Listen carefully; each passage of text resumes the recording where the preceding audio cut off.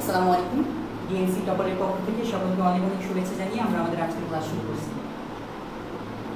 আজকে আমরা সমন্বয় ও নিয়ন্ত্রণ নিয়ে আলোচনা করব। কোনো প্রশ্ন থাকলে সেটা অবশ্যই জানাবো।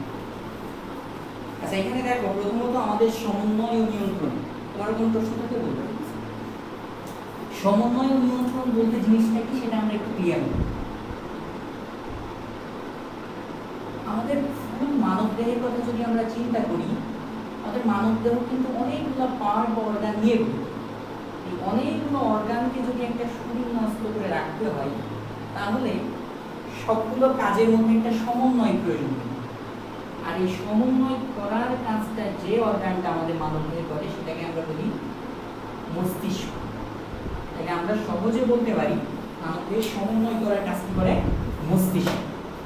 তো এখন মস্তিষ্ক কাজটি করে, মস্তিষ্কের মধ্যে আমাদের মাথায় রাখতে একটা টার্ম আছে যেটাকে আমরা বলি মস্তিষ্কের ক্ষুদ্রতম গাঠনিক একক। এই মস্তিষ্কের ক্ষুদ্রতম গাঠনিক একককে আমরা কি বলি? Neuron, right? তাহলে এখন দেখো, আমরা এই যে এখানে একটা নিউরনের ছবি আঁকার চেষ্টা করেছি। তাহলে আমরা প্রথম যে ইনফরমেশনটা আমাদের জানতে হবে সেটা হচ্ছে মস্তিষ্কের ক্ষুদ্রতম গাঠনিক একক নিউরন। নিউরন সংখ্যায় কত থাকে মানবদেহে সেটা একটা ইম্পর্টেন্ট বিষয়। এখন মানবদেহে কিন্তু নিউরন সংখ্যায় 100 বিলিয়নের মতো থাকে। একটা মস্তিষ্কে বা মানবদেহে টোটাল 100 বিলিয়ন নিউরন থাকে। ভেরি ইম্পর্টেন্ট একটা কোশ্চেন। তো এই নিউরন দিয়ে কিন্তু আমাদের একটা জায়গা থেকে আরেকটা জায়গায় যে আমাদের স্নায়ুগুলো বা আমাদের যে কার্যক্রমগুলো একসাথে সম্পন্ন। একটা নিউরনের অনেকগুলো পার্ট থাকে। প্রধানত একটা নিউরনকে আমরা দুইটা অংশে ভাগ করি। একটাকে আমরা বলি নিউরনের অ্যাক্সন, আমরা আবারও বলছি একটাকে বলি হয় অ্যাক্সন, অথবা আবার সহজে যদি আমরা দুইটা অংশে বলি তাহলে আমরা বলতে পারি একটাকে হচ্ছে কোষ দেহ বলি, আর আরেকটাকে বলি প্রলম্বিত অংশ বা নিউরাইট। প্রলম্বিত অংশ বা নিউরাইট। তো এখানে তার মানে আমাদের যে কোনো নিউরনের দুইটা অংশ থাকে। এখন প্রলম্বিত অংশ যদি আমরা যাই, এখানে আবার অ্যাক্সন ও ডেনড্রাইটটা পেয়ে থাকি। অ্যাক্সন ও ডেনড্রাইট পাই। অ্যাক্সন ও ডেনড্রাইট। এখন সংখ্যার বিচারে একজন কয়টা থাকতে পারে বা ডেনড্রাইট কয়টা থাকতে পারে সেটা একটু মনে রাখতে হবে। তো এখানে আমরা নাম দেখেই বুঝতে পারবো যে কোনটা কয়টা থাকে। খেয়াল করো, একজন এটা উচ্চারণ করলে কি হচ্ছে? একজন উচ্চারণ করলে কিন্তু আসতেছে আমাদের একজন। খেয়াল করে দেখো, উচ্চারণ কিন্তু একজন, তার মানে একজন আসলেই একজন। অর্থাৎ যে কোনো নিউরনে একজন কয়টা থাকতে পারে? একটা থাকতে পারে। একটার বেশি কিন্তু একজন থাকা সম্ভব নয়। তবে ডেনড্রাইট সংখ্যায় একাধিক হতে পারে। তাহলে আমরা একটু আমাদের প্রথমে বুঝতে হবে যে একজন থেকে একটা নিউরনে একটাই, বাট ডেনড্রাইট এক বা একাধিক থাকতে পারে। তাহলে আমরা ডেনড্রাইট মোটামুটি এটা জানলাম আর এক্সনটা জানলাম। এবার আমরা এখানে দেখি আমাদের নিউরনগুলো, যদি এটা একটা নিউরনের চিত্র, যদি আমি খুব ভালো চিত্র আঁকাই না, দেখতেই পাচ্ছ, বাট বুঝতে পারলেই হলো, কারণ আমাদের অ্যাডমিশন টেস্টে কিন্তু চিত্রের প্রয়োজন নাই, জাস্ট আনসার করতে হবে। তো এখানে খেয়াল করে দেখো, আমাদের এই একটা নিউরনের এই যে অংশটুকু আমরা দেখতে পাচ্ছি, এই যে সারাউন্ডিংস, এটাকে আমরা বলতেছি কোষদেহ। এটাকে আমরা বলতেছি কোষদেহ। আর এছাড়া এই যে দেখো বাইরে কিছু অংশ আছে, এই যে এইটা আমরা দেখতে পাচ্ছি, এই জিনিসটা হচ্ছে ডেনড্রাইট। এটা আমাদের ডেনড্রাইট। তাহলে আমরা খেয়াল করো, আমাদের কোষদেহ দেখলাম আর এই যে ডেনড্রাইটটা জানলাম। এক্সন কোনটা? এই যে এর ভিতরে দেখো লম্বা একটা সুতার মতো জিনিস একদম লম্বা চলে আসছে, দ্যাট ইজ এক্সন। অর্থাৎ একটা নিউরনে সে একটাই কিন্তু আছে এক্সন। এছাড়া আমাদের এই কোষদেহের ভিতরে আমরা একটা নিউক্লিয়াস দেখতে পাচ্ছি। এই যে জিনিসটা দেখতে পাচ্ছি, এটা একটা নিউক্লিয়াস। তাহলে একটা কোষদেহের ভিতরে একটা নিউক্লিয়াস থাকতে পারে। এছাড়া এর ভিতরে আরো কিছু জিনিসপত্র থাকতে পারে। এখন একটু খেয়াল করে দেখো, এই যে আমরা একজনটার কথা বললাম, একজনের চারিদিকে আবার কিছু আবরণ রয়েছে। একজনের এই যে পুরো অংশটা, এই আবরণটাকে যদি আমরা বলি, এই পুরো অংশটাকে আমরা একটা কোষ বলি, একে বলা হয় সোয়ান সেল। কি বলি? সোয়ান সেল বা সোয়ান কোষ বলা হয়। এই যে সোয়ান সেল, এই সোয়ান সেলের আবার বেশ কয়েকটা অংশ থাকে। সোয়ান সেলের ভিতরে এই যে নিউরন, এই একজনের মাধ্যমে কিন্তু আমাদের আলটিমেটলি যে ইম্পালস যেটা আমরা বলি, প্রবাহটা আসে।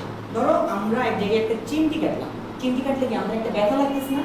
এই ব্যথাটা কিভাবে আমাদের ব্রেইনে আসছে বা আমরা বুঝতে পারছি, এই নিউরনের মাধ্যমে কিন্তু এই তড়িৎ প্রবাহটা প্রবাহিত হচ্ছে। তো ঠিক একইভাবেও আমাদের বিদ্যুতের তারের ভিতরে যেমন একটা তার দিয়ে বিদ্যুৎ আসে, তার বাইরে আবার কি থাকে, একটা প্লাস্টিকের কিন্তু ইনসুলেটর থাকে, যাতে করে আমরা যদি কোনো কারণে এই তারটি টাচ করি আমাদের যেন শক না করে। ঠিক একইভাবে এটা হচ্ছে সেই বিদ্যুতের তার, আর এই বাইরে যে আবরণটা দেখতেছি এই আবরণটা হচ্ছে এই প্লাস্টিকের ইনসুলেটরের মতো। তাইলে আমরা বলতে পারি এই যে মাইলিন শীট দেখতে পাচ্ছি, এই মাইলিন শীটটা হচ্ছে একটা ইনসুলেটর। মাইলিন শীটটা হচ্ছে ইনসুলেটর, এটা একটু খেয়াল রাখতে হবে। তাহলে আমরা মোটামুটি দেখলাম যে একটা এর ভিতরে আমরা কি কি পাইলাম, সোয়ান সেলের মধ্যে আমরা পাচ্ছি যে একটা এক্সন তো আছে লম্বা, তার বাইরে আছে কি আমাদের একটা মাইলিন শীট আছে। আর এছাড়াও এখানে যদি আমরা বলি এখানে নিউরোলেমা টাইপের একটা জিনিস থাকে আবরণটা। এখন খেয়াল করে দেখো, এইটা একটা সোয়ান সেল, এটা একটা সোয়ান সেল, এটা একটা সোয়ান সেল। প্রত্যেকটা সোয়ান সেলের মাঝখানে আবার একটা জাংশন টাইপের আছে, একটু ফাঁকা আছে।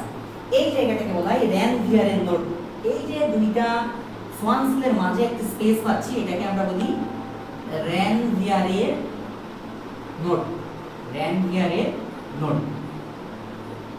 এরপরে দেখো আমরা এই জায়গাগুলোতে কিছু নবের মতো পাচ্ছি, এই জিনিসগুলোকে আমরা বলি টার্মিনাল নব বলে থাকি। টার্মিনাল নব বলে থাকি। আর এই যে জিনিসগুলো এটাকে বলা হয় টেলোকনজিয়ন। টেলোকনজিয়ন। টেলো কেন বলতেছি? টেল মানে লেজ, টেল মানে লেজ।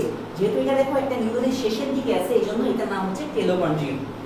এখন এর ভিতরে কিন্তু আমরা আরো কিছু জিনিস পাইতে পারি। এর ভিতরে আমাদের মাইটোকন্ড্রিয়া থাকতে পারে, এখানে বিভিন্ন ভেসিকল থাকতে পারে, যেগুলো আমাদের লেস ইম্পর্টেন্ট। মোটামুটি মেডিকেল অ্যাডমিশন টেস্টের জন্য আমাদের এখানে এই ইনফরমেশনগুলো যদি আমরা জানি তাহলে আলহামদুলিল্লাহ যথেষ্ট। তাহলে আমরা এখানকার ইনফরমেশনটা আশা করি ক্লিয়ার। আচ্ছা, তাহলে আমরা আমাদের সামনের দিকে একটু মুভ করতে পারি। দেখো, নিউরনের সংখ্যার উপর ভিত্তি করে আবার বিভিন্ন ধরনের কিন্তু নিউরন আমরা জানতে পারি। আচ্ছা আদ্রিতা, তোমরা যদি তোমাদের কোনো প্রশ্ন থাকে সেটা আমাকে অবশ্যই জানাইতে পারো, ঠিক আছে? সেতু। আচ্ছা এখানে খেয়াল করে দেখি আমরা এই যে নিউরনের অনুযায়ী আমরা এখানে বেশ কয়েকটা ধরনের নিউরন পাবো। কি কি আমরা সেগুলোতে একটু যাই। বিভিন্ন ধরনের neuron, just a minute, 10 second please.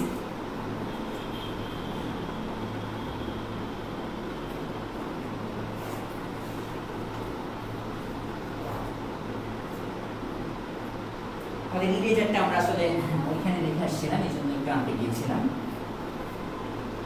Welcome back. এখানে খেয়াল করে দেখো, আমরা বললাম যে নিউরনকে আবার বিভিন্নভাবে ভাগ করা যায়। নিউরন কিভাবে ভাগ করা যায়? নিউরনের এই যে এক্সন বলো বা আমাদের যে প্রলম্বিত অংশ বলো, এগুলো সংখ্যার উপর ভিত্তি করে আমরা প্রথমেই মোটামুটি ভাগ করতে পারি একটা মেরুহীন নিউরন।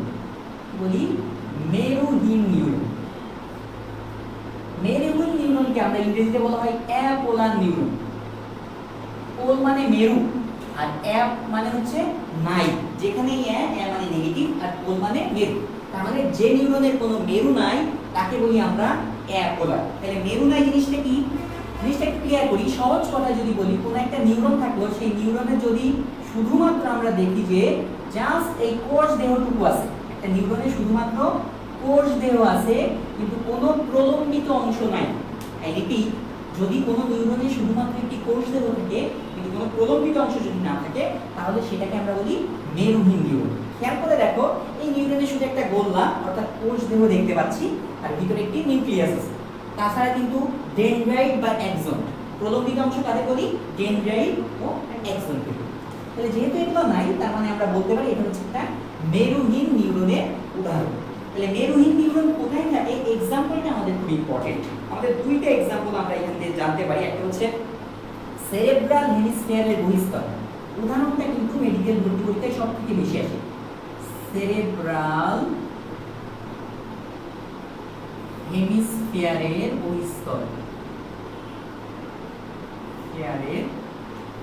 বহিঃস্তর।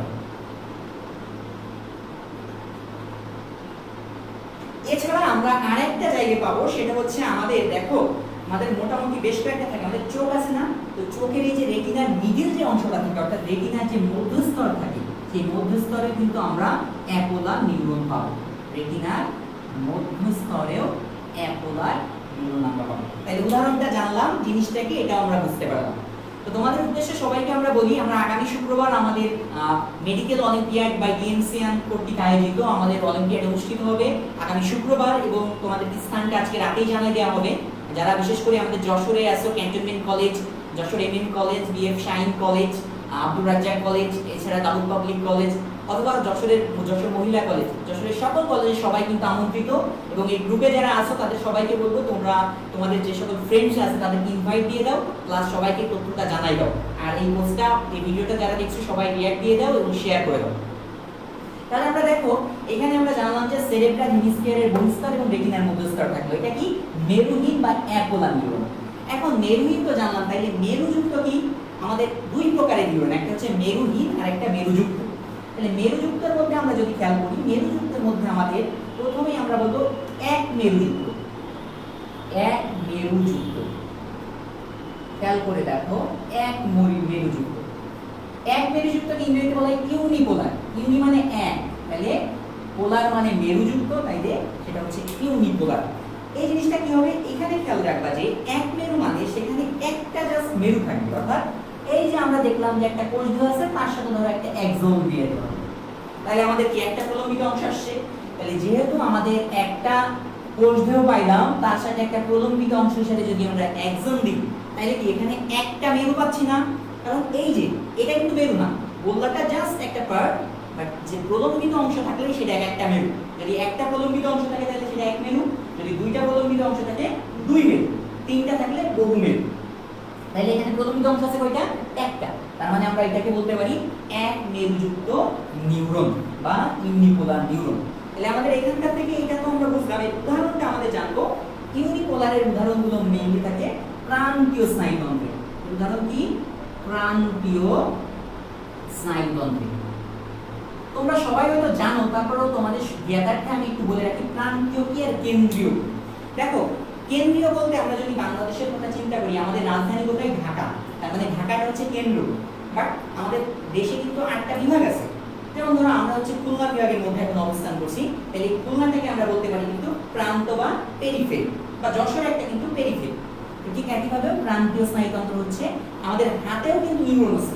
শুধুমাত্র মস্তিষ্কে নিউরন থাকে এরকম না, আমাদের হাতে পায়ের প্রতিটি অংশে কিন্তু নিউরন আছে।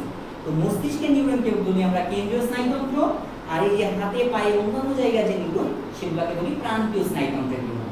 তাই এইটা বলতে আসলে কোথায় থাকে মেইনলি? এটা কিন্তু মস্তিষ্কে থাকে না। তাহলে এই প্রশ্নটা কিন্তু একটু ঘুরাই হতে পারে, ইউনিপোলার নিউরন কোথায় অবস্থান করে?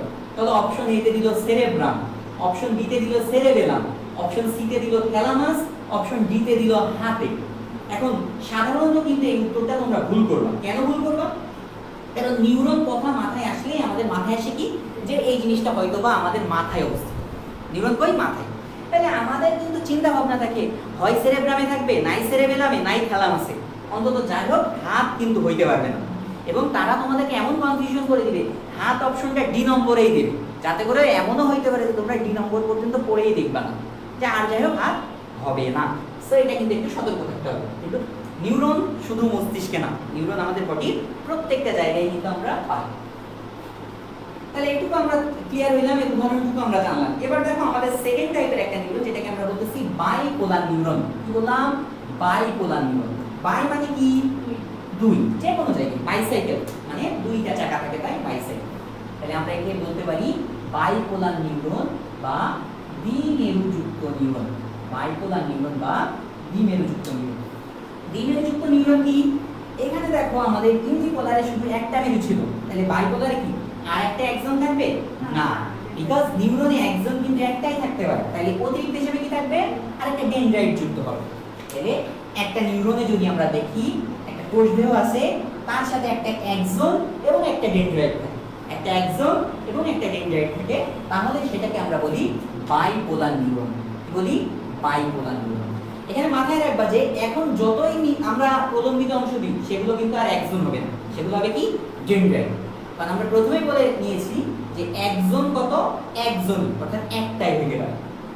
তাহলে এখানে আমাদের বাইপোলারে একটা ডেনড্রাইট থাকবে আর একটা এক্সন থাকবে। বাইপোলারের উদাহরণ মনে রাখার জন্য আমরা একটা শর্টকাট ব্যবহার করতে পারি। আমরা সহজে বলি, আচ্ছা আমরা কোথায় যাইতে চাই? জান্নাতে যাইতে চাই না জাহান্নামে যাইতে চাই? সবাই জান্নাতে যেতে চাই, তাই না? তো এখন স্বর্গ নরক বলি না, এটা মনে রাখার জন্য মনে রাখবা যে বাইপোলার নিউরন হচ্ছে নরক। বাইপোলার নিউরন কি? নরক। তাহলে এখন দেখো নরক কিভাবে? নরকতে নতে নাক, নতে নাক, রতে রেটিনা, রতে রেটিনা, কতে কক্লিয়া। তাহলে নরক মানে কি? নাক, রেটিনা, কক্লিয়া। তাহলে আমরা এইটা দিয়ে বলতে পারি যে দ্বিমেরুযুক্ত বা বাইপোলার নিউরনের উদাহরণ হচ্ছে নরক বা নাক, রেটিনা ও কক্লিয়া। তাহলে আমরা উদাহরণটুকু জেনে ফেললাম। এবার আসি মাল্টিপোলার নিউরন কাদের বলি? মাল্টি মানে কি? মাল্টি মানে হচ্ছে বহু। মাল্টি মানে কি? বহু। অর্থাৎ যদি অনেকগুলো পোল বা মেরু থাকে তাহলে সেটাকে বলি মাল্টিপোলার নিউরন বা বহু মেরুযুক্ত নিউরন। বহু মেরুযুক্ত নিউরন। খেয়াল করে দেখো আমাদের এখানে একটা একজন আর একটা ডেনড্রাইট, এটা দুই, এটা কিন্তু এখনো বহু হয়নি। তাহলে আরো যদি আমাদের এখানে ডেনড্রাইট যুক্ত হয়, ধরে নিলাম এই পাশে একটা ডেনড্রাইট, অসংখ্য ডেনড্রাইট হইতে পারে, ঠিক আছে? কারণ বহুতে কোনো সীমাবদ্ধতা নেই। একটা একজন আর বাকি যদি সবগুলো ডেনড্রাইট থাকে তাহলে সেই নিউরনকে আমরা বলি বহু মেরুযুক্ত নিউরন বা মাল্টিপোলার নিউরন। এখন মাল্টিপোলার নিউরন কোথায় থাকে? এর एग्जांपल মনে রাখার জন্য আমরা একটা শব্দ ব্যবহার করি, সেটাকে আমরা বলি স্পাম। বলি স্পাম। দেখো কম্পিউটার বা আমাদের হচ্ছে ইনবক্সে, মেসেঞ্জারে কিন্তু অনেক সময় কিছু মেসেজ আসে যেগুলো আননোন মানুষ পাঠায়, যেগুলো আসলে আমাদের স্ট্যান্ডার্ডের সাথে যায় না, অর্থাৎ আমাদেরকে জাস্ট পাঠানোর জন্য পাঠাইছে, সেগুলোকে আমরা বলি স্পাম। স্পাম কেন? স্পাতে স্পাইনাল কর্ড, স্পাতে স্পাইনাল কর্ড, আর মতে মস্তিষ্ক, মতে মস্তিষ্ক। এবং এটা কাদের মস্তিষ্ক? স্তন্যপায়ীদের মস্তিষ্ক।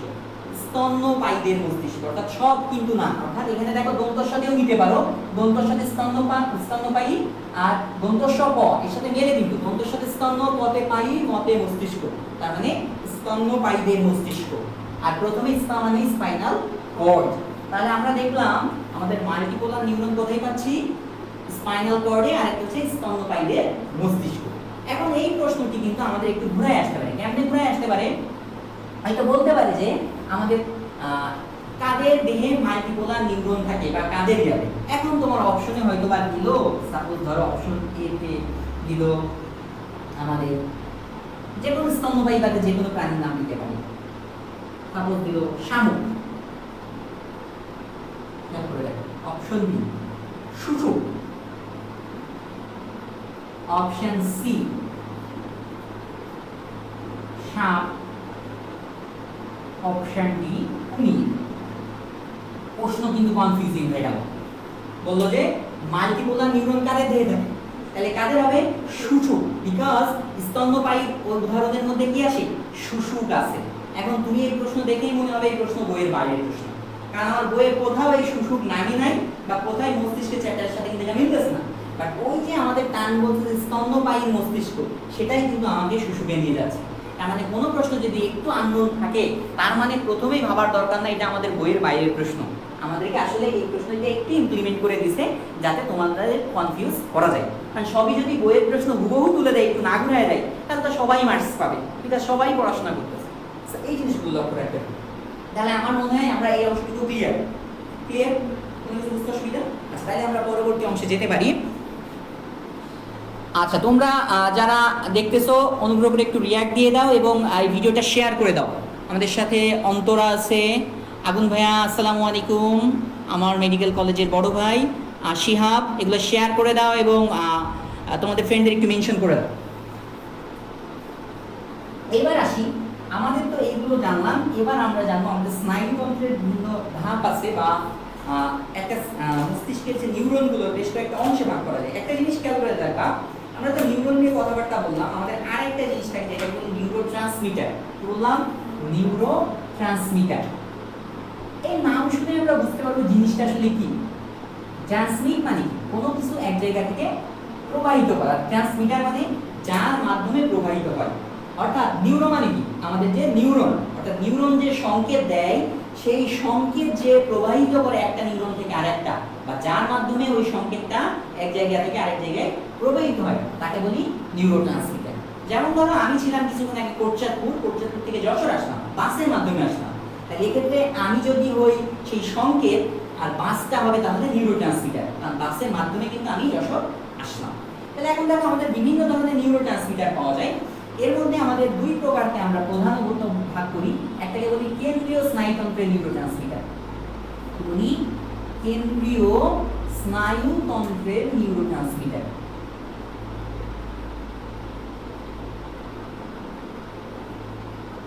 আমরা একটু তোমাদের জানাই রাখি, আমাদের যে ডিএমসি টপার কর্তৃক আয়োজিত pre medical course, medical course এবং সেকেন্ড টাইমার ব্যাচে ভর্তি চলছে। আমাদের কোর্স ফি হচ্ছে 15,500 টাকা। এখানে ক্লাস নেবেন ঢাকা মেডিকেল কলেজ ও অন্যান্য মেডিকেল কলেজের ভাইয়া ও অপরা। ঢাকা মেডিকেল কলেজ থেকে জাতীয় মেধায় অষ্টম তিনি আসবেন, এবং আমাদের প্রতিটি যারা ঢাকা মেডিকেল কলেজ থেকে আসবেন সব থেকে দক্ষ এবং অভিজ্ঞ টিচার এবং টপ 10 এর মধ্যে থাকা স্টুডেন্টদের নিয়েই আমরা ক্লাস নেওয়ার চেষ্টা করব। আর পাশাপাশি আমি ক্লাস নিব, সাথে অন্যান্য মেডিকেল কলেজ, সলিমুল্লাহ মেডিকেল কলেজের ক্লাস নিবে, ময়মনসিংহ মেডিকেল কলেজের সহজ কথায় বেস্ট টিচার দিয়ে তোমরা আমাদের এই ক্লাসগুলো পাবো। দেখো কেন্দ্রীয় স্নায়ুতন্ত্রের যে নিউরোট্রান্সমিটারের কথা আমরা বলতেছি, এগুলোর মধ্যে আমরা কি পাবো, এগুলো মনে রাখার জন্য আমরা জিডি মনে রাখবো, ঠিক আছে? জিডি মানে কি, আমরা থানায় কি কোনো অভিযোগ নিয়ে আসলে সেটাকে কি বলি, জিডি বলি না? জিডি মানে কি, যে কোনো একটা সাধারণ যে ডায়েরি সেটাকে আমরা জিডি বলি, জেনারেল ডায়েরি, ঠিক আছে? তাহলে এখন এই জিডি দিয়ে আমরা মনে রাখবো কেন্দ্রীয় স্নায়ুতন্ত্রের নিউরোট্রান্সমিটার। কেমনে জিডি? দেখো জিতে আমরা বলতে পারি কি, জিতে কিন্তু আমাদের গাবা, জিতে গাবা, জিতে গ্লুটামেট, জিতে গ্লাইসিন। খেয়াল করো, জিতে তিনটা বা 3GD বলতে পারি, অর্থাৎ তিনটা জি আছে, জিতে গাবা, জিতে গ্লুটামেট, জিতে গ্লাইসিন। আর ডিতে কি, ডিতে হচ্ছে ডোপামিন, ডিতে ডোপামিন।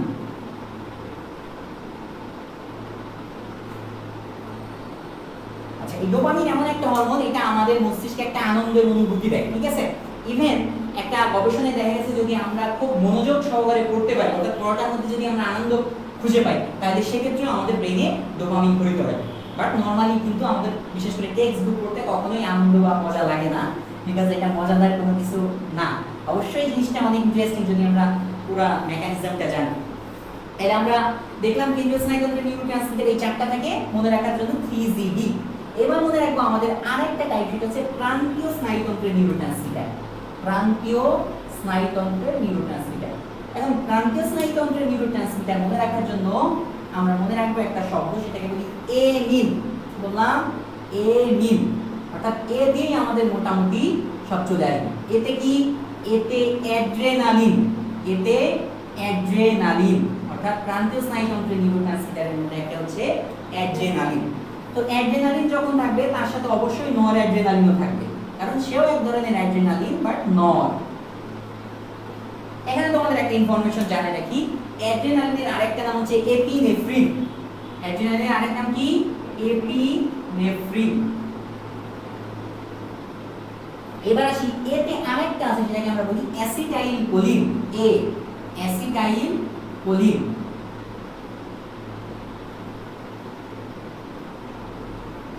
এন্ড মিন যেটা দেখতেছো, মিনটা আসলে হিস্টামিন, মিনটা কি, হিস্টামিন, এজন্য আমরা লাস্টে মিনটা দিয়েছি, হিস্টামিন। মানে আমাদের মোটামুটি এই অংশটুকু দিয়ে আমরা প্রান্তীয় স্নায়ুতন্ত্রের যে চারটা নিউরোট্রান্সমিটার সেটা মনে রাখতে পারি। এখানে একটু আমরা বলে রাখি যে ইনফরমেশনটা খুব ইম্পর্টেন্ট, এবং এবছর মেডিকেল অ্যাডমিশন টেস্টে আসার জন্য 99% বলতে পারি আমরা। অ্যাসিটাইল কোলিন হচ্ছে সবচেয়ে বেশি ব্যবহৃত নিউরোট্রান্সমিটার, অ্যাসিটাইল কোলিন হচ্ছে সবচেয়ে বেশি ব্যবহৃত নিউরোট্রান্সমিটার।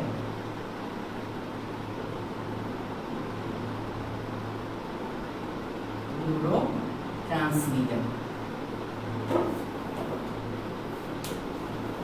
আর এখানে যে অ্যাড্রেনালিন দেখতেছো, এর একটা কাজ, আমরা যখন ভয় পাই বা বিভিন্ন জায়গায় হঠাৎ করে প্যানিক হয়ে যায়, তখন কিন্তু আমাদের বডি থেকে অ্যাড্রেনালিন ঘটিত হয়, কারণ এটা আমাদের দ্রুত কাজ করতে সহযোগিতা করে।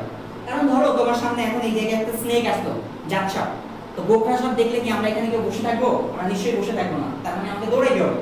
তাহলে এখন আমার বডিতে তখন অনেক বেশি এনার্জি লাগবে, এই জন্য অ্যাড্রেনালিন তখন সব কাজগুলোকে দ্রুত করে দেয়।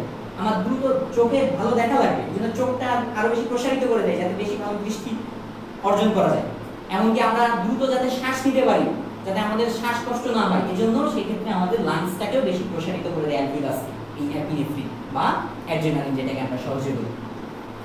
আর হিস্টামিন কি করে? হিস্টামিন আমাদের রক্তনালীর সংকোচন ঘটায়, হিস্টামিন রক্তনালীর সংকোচন ঘটায়। এই একই কাজ করে কিন্তু সেরোটোনিন, সেরোটোনিন। তাহলে আমরা একটু পরিলেখ করে পড়ার চেষ্টা করব। তাহলে এই জায়গাটুকু আমরা ক্লিয়ার। তোমাদের কারো কোনো কিছু বুঝতে অসুবিধা থাকলে অবশ্যই প্রশ্ন করতে হবে। আবৃতা শিহাব, হ্যাঁ রক্তনালী সংকোচন, সরি আমি উল্টা বলছি, রক্তনালী প্রসারিত করে দেয়। হিস্টামিন রক্তনালী প্রসারিত করে দেয়, আর সেরোটোনিন হচ্ছে রক্তনালী সংকুচিত করে দেয়। দেখো হিস্টামিনটা প্রসারিত একটা জায়গায় করে, হিস্টামিন বলতে পারবা কোন জায়গায়? সরি, একটা জায়গা সংকুচিত করে, কোন জায়গায় বলতে পারবা? এটা হচ্ছে আমাদের ফুসফুস।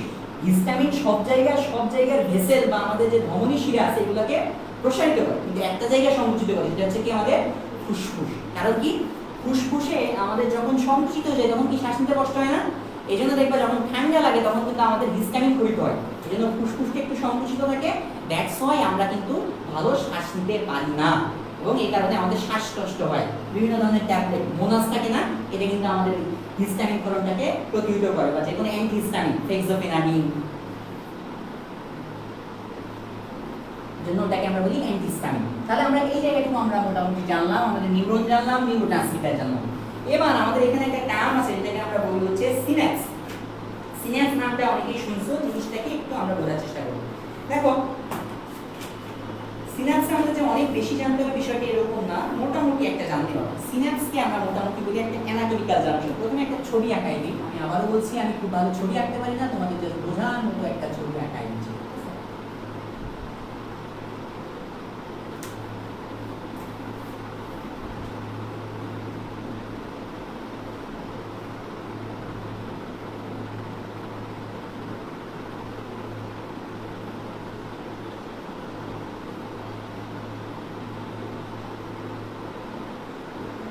এখানে আমাদের একটা মোটামুটি বলতে পারি একটা সিন্যাপসের চিত্র হয়েছে, ঠিক আছে?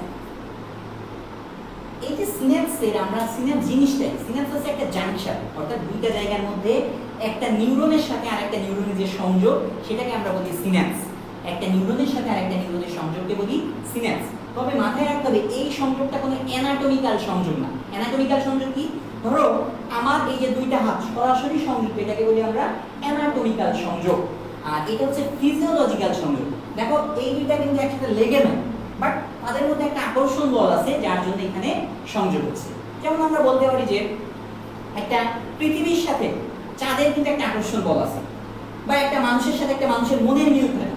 তো এটা অনেকটা ওইরকম ফিজিওলজিক্যাল, বাট সরাসরি কিন্তু এখানে কোনো সংযোগ নাই, এটা কিন্তু রাখতে হবে। এই জন্য এটাকে আমরা বাংলায় বলি শারীরতাত্ত্বিক বা শারীরবৃত্তীয় সংযোগ। এখানে দুইটা নিউরনের সংযোগ, এটা একটা নিউরনের, এটা একটা। এই যে প্রথম যে অংশটুকু দেখছে এটাকে বলা হয় প্রি সিন্যাপটিক নিউরন। কি বলা হয়? Presynaptic neuron, presynaptic neuron. আর পরের যে অংশটুকু এটাকে বলা হয় আমরা পোস্ট সিন্যাপটিক নিউরন।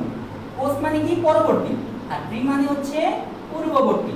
তাহলে এটা প্রথমে আছে এজন্য এটাকে আমরা বলি প্রি সিন্যাপটিক নিউরন, আর এটা পরে আছে এজন্য এটাকে আমরা বলি পোস্ট সিন্যাপটিক নিউরন।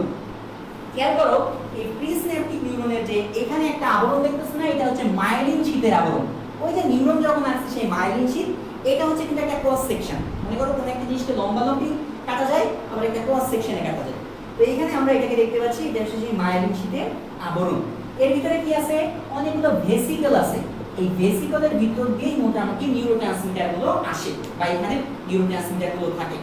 এই যে নিউরোট্রান্সমিটারগুলো এইগুলো কিন্তু একটার সাথে যে আমাদের তথ্য, সেই তথ্য কিন্তু এই জায়গাটায় দিয়ে দেয়। এইখান থেকে এখানে যখন তথ্য চলে যায় এভাবে একটার পর একটা, এখন কথা হচ্ছে ভাইয়া নিউরন তো 100 বিলিয়ন, অর্থাৎ হাজার হাজার কোটি, তাহলে একটার পর একটা যদি এইভাবে দেয় তাহলে কত সময় লাগবে? এর কাজ খুবই ফাস্ট, অর্থাৎ এত ফাস্ট যে কয়েক সেকেন্ডের মধ্যে সেটা কিন্তু ওইখানে পৌঁছায় যেতে পারে। এবং আমরা সবাই জানি আমাদের যে কোনো জিনিস মস্তিষ্কে স্থায়ী হইতে বা আমাদের দর্শনের জন্য অন্ততপক্ষে 0.1 সেকেন্ড সময় প্রয়োজন। অর্থাৎ এইখান দিয়ে যদি কোনো একটা বস্তু চলে যায় 0.1 সেকেন্ডের আগে, তাহলে কিন্তু সেটা আমরা চোখে দেখতে পাবো না।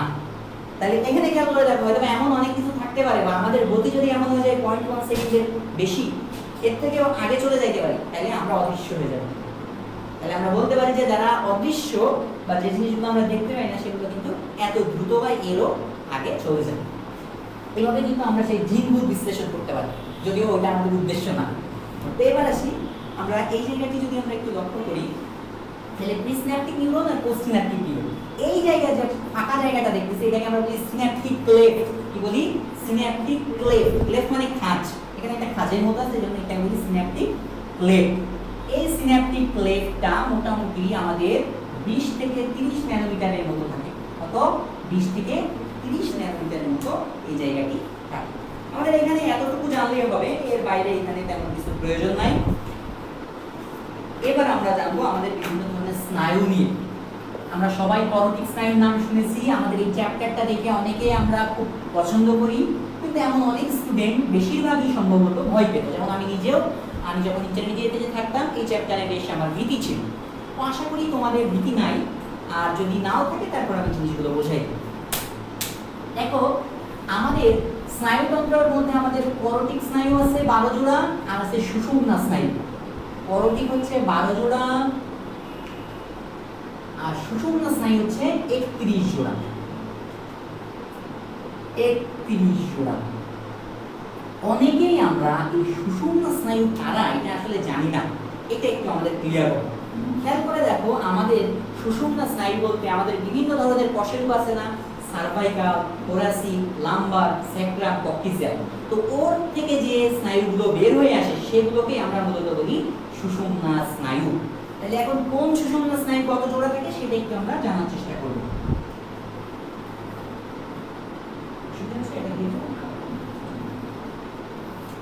সার্ভাইকাল সুষুম্না স্নায়ু আমরা প্রথমে আসি। একটা হচ্ছে সার্ভাইকাল। এখন সার্ভাইকাল সুষুম্না স্নায়ু কত জোড়া হবে এটা আমরা একটা কৌশলে মনে রাখবো, যদি আমরা কিছু নাও জানি। সার্ভাইকালে কতটি বর্ণ আছে খেয়াল করো তো, 1 2 3 4 5 6 7 8, অর্থাৎ কয়টা বর্ণ আছে? 8টা বর্ণ আছে। যেহেতু সার্ভাইকাল শব্দে 8টি বর্ণ আছে, তার মানে সার্ভাইকাল সুষুম্না স্নায়ু হচ্ছে 8 জোড়া। কত জোড়া? 8 জোড়া। বাংলায় লিখে দিলাম কারণ ইংরেজিতে এই অনেক সময় 4 এর মতো দেখা যায়। তাহলে সার্ভাইকাল সুষুম্না স্নায়ু কত জোড়া হলো? 8 জোড়া। এবার আসি আমাদের সার্ভাইকালের পরে কি পাবো আমরা? থোরাসিক। বললাম থোরাসিক। টিতে 12, টিতে কি 12, তার মানে থোরাসিক সুষুম্না স্নায়ু হচ্ছে 12 পেয়ার বা 12 জোড়া। তাহলে 12 আর 8 20 জোড়া হয়ে গেল। আমাদের এখন দরকার কত জোড়া? 11 জোড়া। এবার আসি লাম্বার আর স্যাক্রাম। আমরা লাম্বারটা একটু পরে দেখব, প্রথমে স্যাক্রামটা একটু মনে রাখবো। বললাম স্যাক্রাম বা স্যাক্রালও বলতে পারি আমরা। এই স্যাক্রাল সুষুম্না স্নায়ু কত জোড়া? এসটার দিকে একটু লক্ষ্য করো, এটা ইংরেজি কোন বর্ণের মতো বা ইংরেজি কোন অঙ্কের মতো? দেখো তো, এটা কিন্তু 5 এর মতো অনেকটা। খেয়াল করো এসটা দেখো, এটা করলে কিন্তু অনেকটা 5। তার মানে এস দেখতে কিসের মতো? 5 এর মতো। তাহলে আমরা বলতে পারি এস যেহেতু দেখতে 5 এর মতো, সুতরাং স্যাক্রাল যে সুষুম্না স্নায়ু আছে সেটা কত জোড়া? 5 পেয়ারস বা 5 জোড়া। তাহলে দেখো আমরা কিন্তু ইতিমধ্যে 25 জোড়া পেয়ে গেছি। এবার আসি কক্সিয়াল। কক্সিয়াল সুষুম্না স্নায়ু। কক্সিয়াল শুরু থেকে ক দিয়ে, বাংলা ব্যঞ্জনে ক কত নম্বর বর্ণ? প্রথম বর্ণ। তাহলে ক যেহেতু প্রথম বর্ণ, তার মানে কক্সিয়ালও কত জোড়া থাকবে? 1 জোড়া থাকবে। তাহলে কক্সিয়াল সুষুম্না স্নায়ু থাকবে 1 জোড়া। ক্লিয়ার? তাহলে আমাদের টোটাল কত জোড়া হলো? 26 জোড়া হয়ে গেল। এখন একটু কমন সেন্স দিয়ে আমাকে বলতে হবে মোট সুষুম্না স্নায়ু 31 জোড়া, তার মধ্যে আমরা 4 প্রকার দিয়ে কত জোড়া পাইলাম? 26 জোড়া। বাকি আছে আর কত প্রকার? 5 জোড়া। এখন এমনিতে আছে কি লাম্বার, তাহলে লাম্বার কত জোড়া হবে? 5 জোড়া। কারণ আমাদের অঙ্ক বলতেছে হয়ে গেছে 26 জোড়া, বাকি আছে কত? 5 জোড়া। আর সেটা কি? লাম্বার। তাহলে আমরা সবাই এই অঙ্ক করে বলতে পারি যে লাম্বার যে সুষুম্না স্নায়ু সেটা থাকবে কত জোড়া? লাম্বার থাকবে 5 পেয়ার বা 5 জোড়া। তাহলে এই টোটাল হয়ে গেল কত আমাদের? 31 পেয়ারস, অর্থাৎ 31 জোড়া। So we get clear what should be the function of spinal nerve.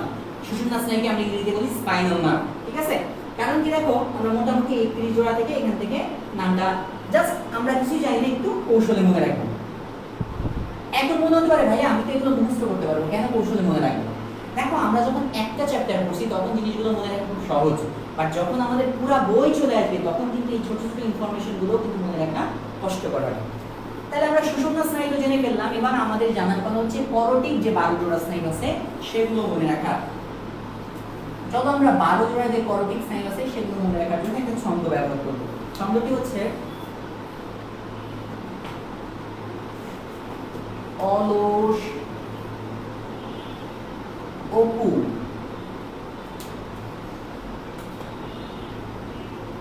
এখন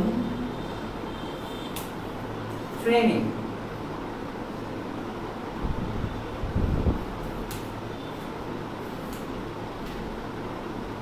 তাই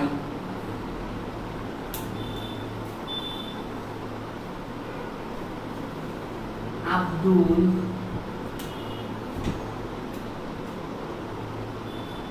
ফয়সাল অদি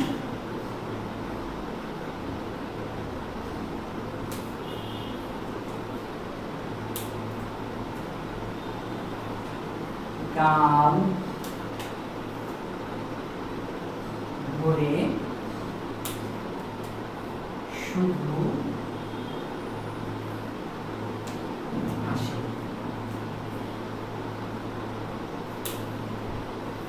এখানে খেয়াল করে দেখো এই 12টা নাম আছে, এই 12টা নাম দিয়ে আমরা একটা লাইন অলস অপু এখন জেনে তাই আব্দুল ফয়সাল অদি গাল ভরে শুধু আসে।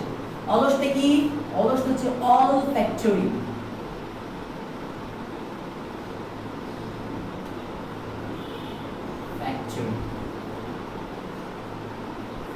অপুটা কি? অপটিক।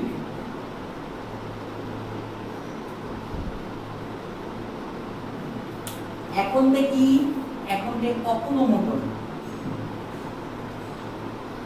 যদিও এখন এটা একটু কেমন জানি, বাট খেয়াল রাখো ছন্দ তো সবসময় যে একদম এক্সাক্ট হবে বিষয়টা এরকম না। ট্রেনে ট্র রফলা তার মানে ট্র ক্লিয়ার হচ্ছে ট্র ক্লিয়ার। তাই তাই মানে কি? তাই জেমিনাল।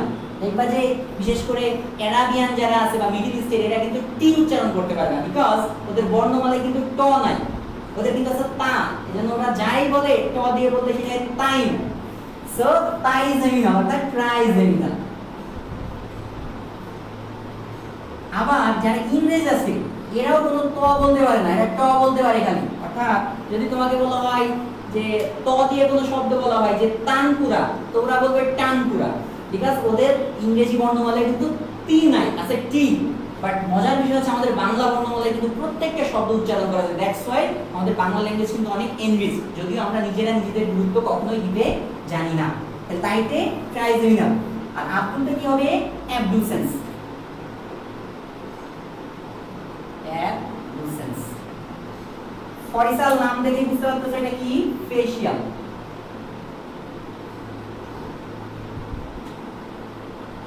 অদিতে কি হবে? অডিটরি।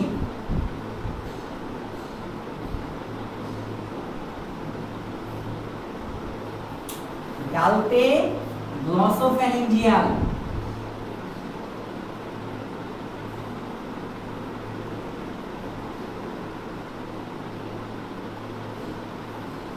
ভোরেতে ভ্যাগাস। আর হাসেতে হাইপোগ্লোসাল। সরি, তার আগে শুধুটা বাদ পড়ে গেছে, এটা একটু ক্লিয়ার করি। শুধুতে স্পাইনাল অ্যাক্সেসরি। Spinal accessory. আর হাসেতে হাইপোগ্লোসাল। হাইপোগ্লোসাল। এই আমার টোটাল 12 জোড়া পরোটিক স্নায়ুর নাম। এই নামগুলো দিয়েই কিন্তু আমরা জাস্ট এদের কি অর্থ বা কি কাজ সেটা সম্পর্কে একটা বিস্তর ধারণা পেতে পারি। সেটা আমরা আসবো কিছুক্ষণের মধ্যেই। তাহলে আশা করি সবার লেখা হয়েছে।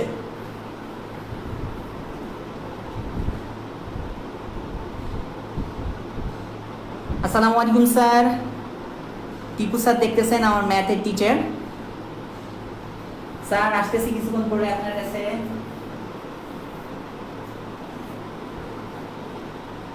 উনি আমাদের গভর্নমেন্ট কেএমএইচ কলেজে আমি যখন পড়তাম উনি ওখানে ছিলেন, এখন যশোরী মেডিকেল কলেজের শিক্ষক, অনেক চমৎকার করে ম্যাথ পড়ান। যারা ম্যাথ পড়তে চাও স্যারের কাছে পড়তে পারো, চমৎকার টিচার। দেখো তাহলে আমরা মোটামুটি এই জায়গাটুকু জানলাম। এবার আমরা এদের কাজ সম্পর্কে একটা ধারণা নেওয়ার চেষ্টা করবো। অলফ্যাক্টরি, তুমি যদি ডিকশনারি সার্চ দাও অলফ্যাকশন সার্চ দিলে পাবা ঘ্রাণ। অলফ্যাকশন মানে কি? ঘ্রাণ। তাহলে অলফ্যাক্টরিটা আসছে সেই অলফ্যাকশন থেকে। তাহলে অলফ্যাকশন মানে যদি ঘ্রাণ হয়, তাহলে অলফ্যাক্টরি মানে কি? ঘ্রাণের কাজ করে। তাহলে আমরা সহজেই বলতে পারি অলফ্যাক্টরি কর্টেক্স স্নায়ু কি কাজ করে? আমাদের ঘ্রাণ বুঝতে সহযোগিতা করে। কি করে? ঘ্রাণ বুঝতে সহযোগিতা করে বা অলফ্যাকশনে সহযোগিতা করে। আমরা জাস্ট মানে গ্রসলি জেনে যাব, আর ইন ডিটেইলস তো আমরা যে ছক আছে সেই ছক থেকে পড়বই। এবার আসি অপটিক। খেয়াল করো, যে কোনো চশমার দোকানে লেখা থাকে মুজিব অপটিক্স, ইমরান অপটিক্স, তার মানে কি? নিশ্চয়ই কোনো একটা কারণে অপটিক্স লেখা থাকে। চশমার দোকানে কারা যায়? যারা চোখে ভালো দেখতে পায় তারা যায়, তাই না? ঠিক আছে। বা যারা সবাই ভালো দেখতে পায় বিষয়টা এরকম না, যেমন ধরো আমিও মাঝে মধ্যে যাই, ঠিক আছে? তার মানে বিভিন্ন কারণে যাইতে পারে, ঠিক আছে? যাই হোক, অপটিক মানে তার মানে দর্শন, দেখার কাজে চশমা ব্যবহৃত হয় বা সহযোগিতা করে, এই জন্য আমরা এটাকে বলি অপটিক। এই পড়তে পড়তে একটু মজা করতে হবে, তাই না? তাহলে এখানে আমাদের গেল অপটিক। তাহলে অপটিক মানে কি? দর্শন। অপটিক মানে কি? দর্শন। তাহলে আমরা বলতে পারি অপটিক স্নায়ুর কাজ হচ্ছে দর্শনে সহযোগিতা করা, দর্শনে সহযোগিতা করা। এবার আসি অকুলোমোটর। মোটর যেখানেই থাকবে, মোটর মানেই মাথায় রাখবা সেটা কার্যকর। যেমন ধরো আমি তোমাকে একটা চিমটি কাটলাম, তাহলে আমার এখানে কি ব্যথা লাগলো? দ্যাট ইজ সেন্সর, অর্থাৎ আমার অনুভূতিটা গেল। কিন্তু ধরো আমার এখানে সাপোজ এখানে কোনো একটা কিছু রয়েছে, আমি এখান থেকে সেটা কিন্তু মুছে নিব। এই যে আমি এই জিনিসটা মুছতেছি, এটা যদি মোছার কাজ করি তাহলে কি করতে হচ্ছে? আমাকে একটা মাসল প্রয়োগ করতে হচ্ছে। তার মানে মাসল দিয়ে যখন অ্যাক্টিভিটি করতে হচ্ছে, দ্যাট ইজ মোটর।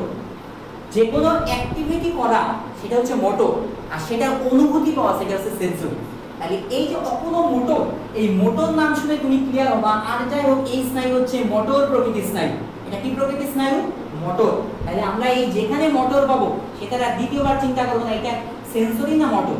কিন্তু আমরা এতটাই মুখস্থ করি না বুঝে যে এই মোটর এখানে রয়েছে এই জিনিসটাও লক্ষ্য করি না। তাহলে মোটর থাকলে সে কি ধরনের স্নায়ু হবে? মোটর বা চেষ্টীয় স্নায়ু হবে। এবং এর কাজটা কি? এর কাজ হচ্ছে কোনো ধরনের সঞ্চালন বা কোনো ধরনের মুভমেন্ট। অকুলো মানে কি? অকুলো মানে চোখ বোঝায়। অকুলো মানে কি? অক্ষি বোঝায়, অর্থাৎ অক্ষি গোলকের সঞ্চালন। অকুলো মানে কি? অক্ষি গোলক। তাহলে মোটর মানে হচ্ছে কি? যে কোনো ধরনের মুভমেন্ট বা সঞ্চালন। তাহলে অকুলোমোটর স্নায়ুর কাজ কি? অক্ষি গোলকের সঞ্চালন করা, অক্ষি গোলকের সঞ্চালন।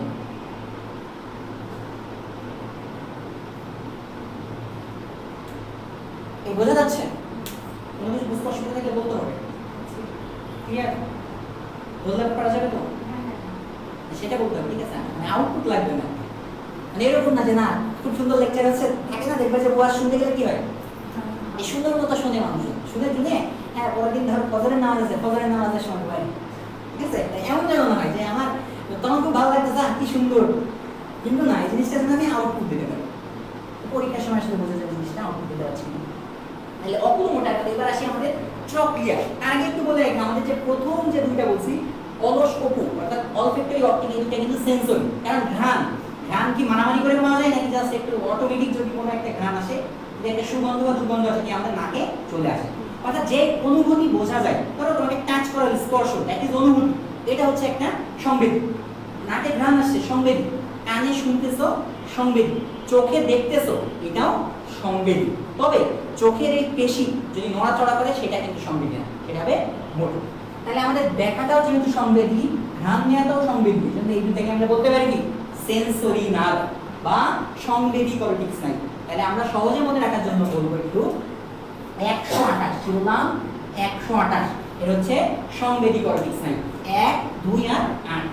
এখানে একটা জিনিস তোমাদের বলে রাখি, এই যে সিরিয়ালটা দেয়া আছে এটা কিন্তু একদম একটা অ্যাসেন্ডিংলি দেয়া আছে, অর্থাৎ অলফ্যাক্টরি 1 নম্বর, অপটিক হচ্ছে 2 number, oculomotor 3 number, trochlear 4 number, trigeminal 5, abducens 6, আমাদের অডিটরি হচ্ছে 7, ফেশিয়াল হচ্ছে 7, auditory 8, glossopharyngeal 9, vagus 10, spinal accessory 11 and hypoglossal 12। অর্থাৎ একদম সিরিয়ালি কিন্তু দেয়া, এই জন্যই কিন্তু আমরা কষ্ট করে এটা মনে রাখবো। তার মানে 1 2 আর সংবেদী, অর্থাৎ olfactory, optic and auditory.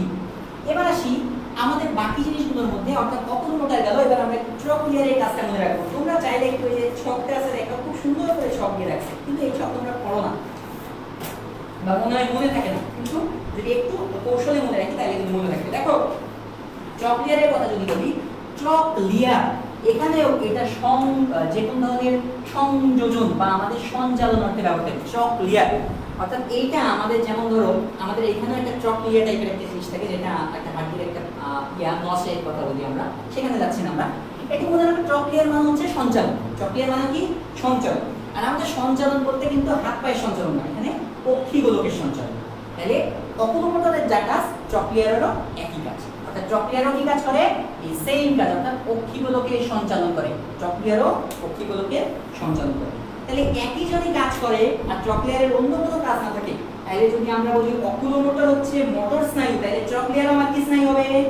Motor স্নায়ু হবে। তাহলে আমরা বলতে পারি ট্রক্লিয়ারও কিন্তু মোটর প্রকৃতির স্নায়ু। অর্থাৎ অকুলোমোটর এবং ট্রক্লিয়ার দুটো হচ্ছে মোটর বা চেষ্টীয় প্রকৃতি।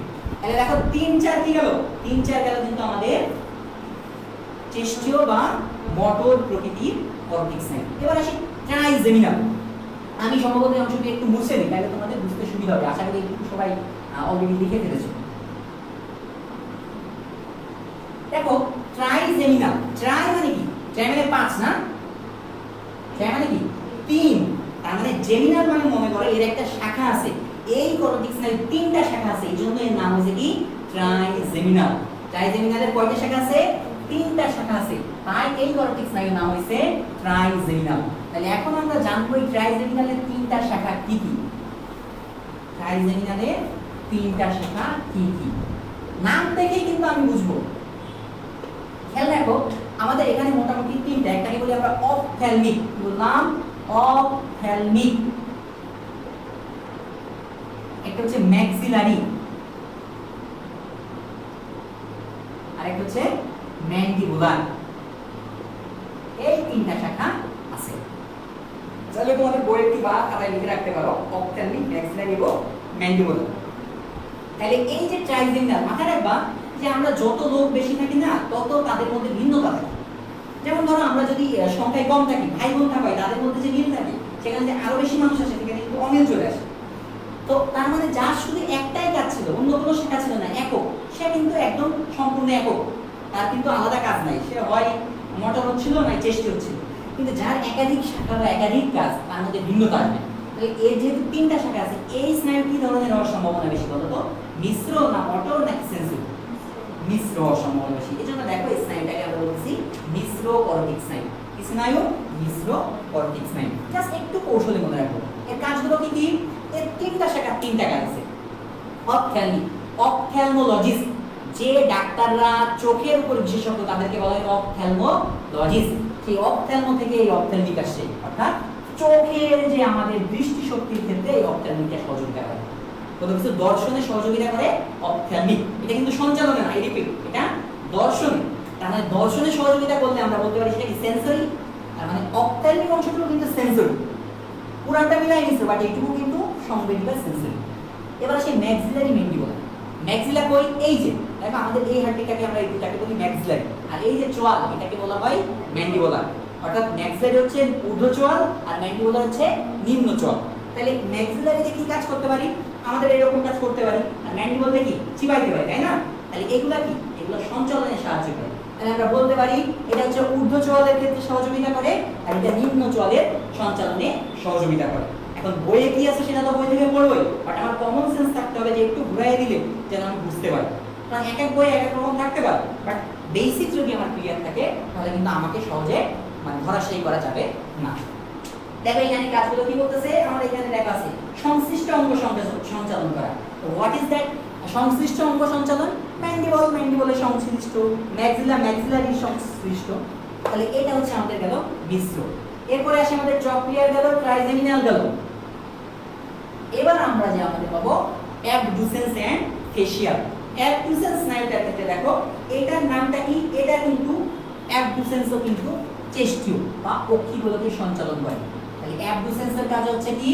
পক্ষীগোলকের সঞ্চালন। মজার বিষয় খেয়াল করে দেখো, এই যে যারা অক্ষিবলকে শুধু সঞ্চালন করছে এটা তিনটাই কিন্তু মোটর, এটা তিনটাই মোটর। আমাদের ওখানে কি ছিল? অপোলো মোটর ছিল, রাইট? তারপরে কি ছিল? ট্রক্লিয়ার ছিল। এবার আসতেছে কি? অ্যাবডুসেন্স। তাহলে আমরা বলতে পারি 3 4 6, কি বললাম? 3 4 6। এই 346 হচ্ছে মোটর বা চেষ্টু। 346 কি? মোটর বা চেষ্টু। এখান থেকে আমরা কিন্তু একটু বলতে পারি। তাহলে অ্যাবডুসেন্সের কাজ কি? অক্ষিবলকে সঞ্চালন। এই তিনটাকে কেন এক জায়গায় আনলাম? কারণ এই তিনটারই কাজ এক। তিনটারই কাজ কি? অক্ষিবলকে সঞ্চালন করা। তাহলে আমরা যদি একটা এক জায়গায় করে নিই যে 346, এরা তিনটাই হচ্ছে মোটর প্রকৃতির, এদের তিনজনেরই কাজ হচ্ছে কি? অক্ষিবলকে সঞ্চালন। তাহলে দেখবে হ্যাপাজার্ড হওয়ার সম্ভাবনা কম থাকবে। এবার আসে আমাদের নেক্সট স্নাইউটা কি? নেক্সট স্নায়ু হচ্ছে আমাদের আছে ফেসিয়াল। তাহলে আসি ফেসিয়াল কত নম্বর কর্টিক স্নায়ু? আমাদের ছন্দ বলতেছে ফেসিয়াল হচ্ছে 7 নম্বর কর্টিক স্নায়ু। 7 নম্বর কর্টিক স্নায়ু। এগুলো যদিও মেইনলি রোমান সংখ্যায় দেওয়া হয়, বাট আমি কিন্তু জাস্ট টিপিক্যাল নাম্বারে লিখছি। তো ফেসিয়াল কি? ফেস অর্থাৎ মুখের যে সঞ্চালন, এটাই সহযোগিতা করবে ফেসিয়াল। কি করবে? মুখের সঞ্চালনে এটা সহযোগিতা করবে। দেখেন এখানে আমাদের কাজের মধ্যে আমরা কি পাচ্ছি? দুইটা কাজ আছে। একটা হচ্ছে স্বাদ গ্রহণ করা, এটা হচ্ছে কি? স্বাদ গ্রহণ করা। আর একটা হচ্ছে মুখের সঞ্চালন। ফেস মানে মুখ, তো অবশ্যই না মুখের সঞ্চালন করবে। তাহলে যদি শুধু মুখের সঞ্চালন করতো তাহলে আমরা কি বলতাম? হচ্ছে চেষ্টু। বাট দেখো মুখের সঞ্চালনের পাশাপাশি কি আছে? স্বাদ গ্রহণ। কারণ টেস্ট, জিহ্বা, এটা কি? এটা সেন্সরি। তার মানে এখানে সেন্সরি আছে, মোটর আছে। আর সেন্সরি মোটর দুইটাই যখন থাকবে সেটাকে আমরা কি বলি? মিক্স। অর্থাৎ ফেসিয়াল এক ধরনের কি ধরনের স্নায়ু? মিশ্র স্নায়ু, মিশ্র কর্টিক স্নায়ু। তাহলে কাজটা আমরা জানলাম। এরপরে দেখো আমাদের আছে কি? অডিটরি। অডিটরি হচ্ছে আমাদের খুব প্রিয় একটা স্নায়ু, কারণ কানে শোনা খুব ইম্পর্টেন্ট। কানে শোনা কি? খুবই ইম্পর্টেন্ট। কারণ যদি আমরা কানে না শুনতে পারি তাহলে আমাদের অনেক প্রবলেম হইবে। এই অডিটরি আরেকটা নাম আছে, সেটাকে বলা হয় ভেস্টিবুলো কক্লিয়ার। বলা হয় ভেস্টিবুলো কক্লিয়ার। কক্লিয়ার। দেখো তাহলে অডিটরি কর্টিক স্নায়ুর আরেকটা নাম কি? ভেস্টিবুলো কক্লিয়ার। এখন এই ভেস্টিবুলো কক্লিয়ার কেন? কানের দুইটা কাজ, অডিটরি স্নায়ুর দুইটা কাজ, একটা হচ্ছে শ্রবণ আর একটা হচ্ছে ভারসাম্য রক্ষা। শ্রবণ আর ব্যালেন্স রক্ষা। কেন ব্যালেন্স? এই যে কান দিয়ে কিন্তু বাতাস প্রবাহিত হইতে পারে। এখন যদি আমাদের এই দিকে কোনো প্রবলেম হয় তাহলে কিন্তু তখন আমাদের শব্দ শোনার একটা অসুবিধা হবে। ধরো এক কানে অনেক শব্দ আসতেছে আর এক কান শান্ত, তাহলে কিন্তু আমরা স্থিরভাবে দাঁড়ায় থাকা আমাদের জন্য টাফ হবে। তাহলে এখানে যে কক্লিয়ার, কতে কক্লিয়ার, কতে কানে শোনা, কতে কক্লিয়ার, কতে কানে শোনা। তার মানে ভেস্টিবুলো কক্লিয়ারের কক্লিয়ার অংশটুকু কানে শুনতে সহযোগিতা করে বা শ্রবণে সহযোগিতা করে। আর ভতে ভেস্টিবুলার, ভতে ভারসাম্য। ভতে ভেস্টিবুলার, ভতে ভারসাম্য। তার মানে ভেস্টিবুলো পার্টটুকু কি করে? ভারসাম্য রক্ষায় সহযোগিতা করে। এখানে হয়তো থাকতে পারে, না হলে যদি এভাবে নাও থাকে আমরা একটু ক্লিয়ার জেনে নিই। আর তা না হলে আমাদের যখন প্রশ্ন করবে তখন কিন্তু আমাদের জন্য টাফ হয়ে যাবে জিনিসগুলো। এবার আসি 9 নম্বরে আসি। 9 নম্বর কর্টিক স্নায়ুর নাম কি? গ্লসোফ্যারিঞ্জিয়াল। গ্লসোফ্যারিঞ্জিয়াল।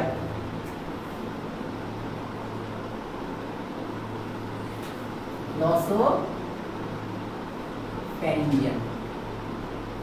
যেখানে গ্লসো থাকবে, গ্লসো মানে জিহ্বা। গ্লসো মানে কি? জিহ্বা। তার মানে এর সাথে জিহ্বার একটা সম্পর্ক আছে। কি করে? জিহ্বার একটা সম্পর্ক আছে। ফ্যারিঞ্জিয়াল আসে ফ্যারিংস থেকে। ফ্যারিঞ্জিয়াল আসে কোথা থেকে?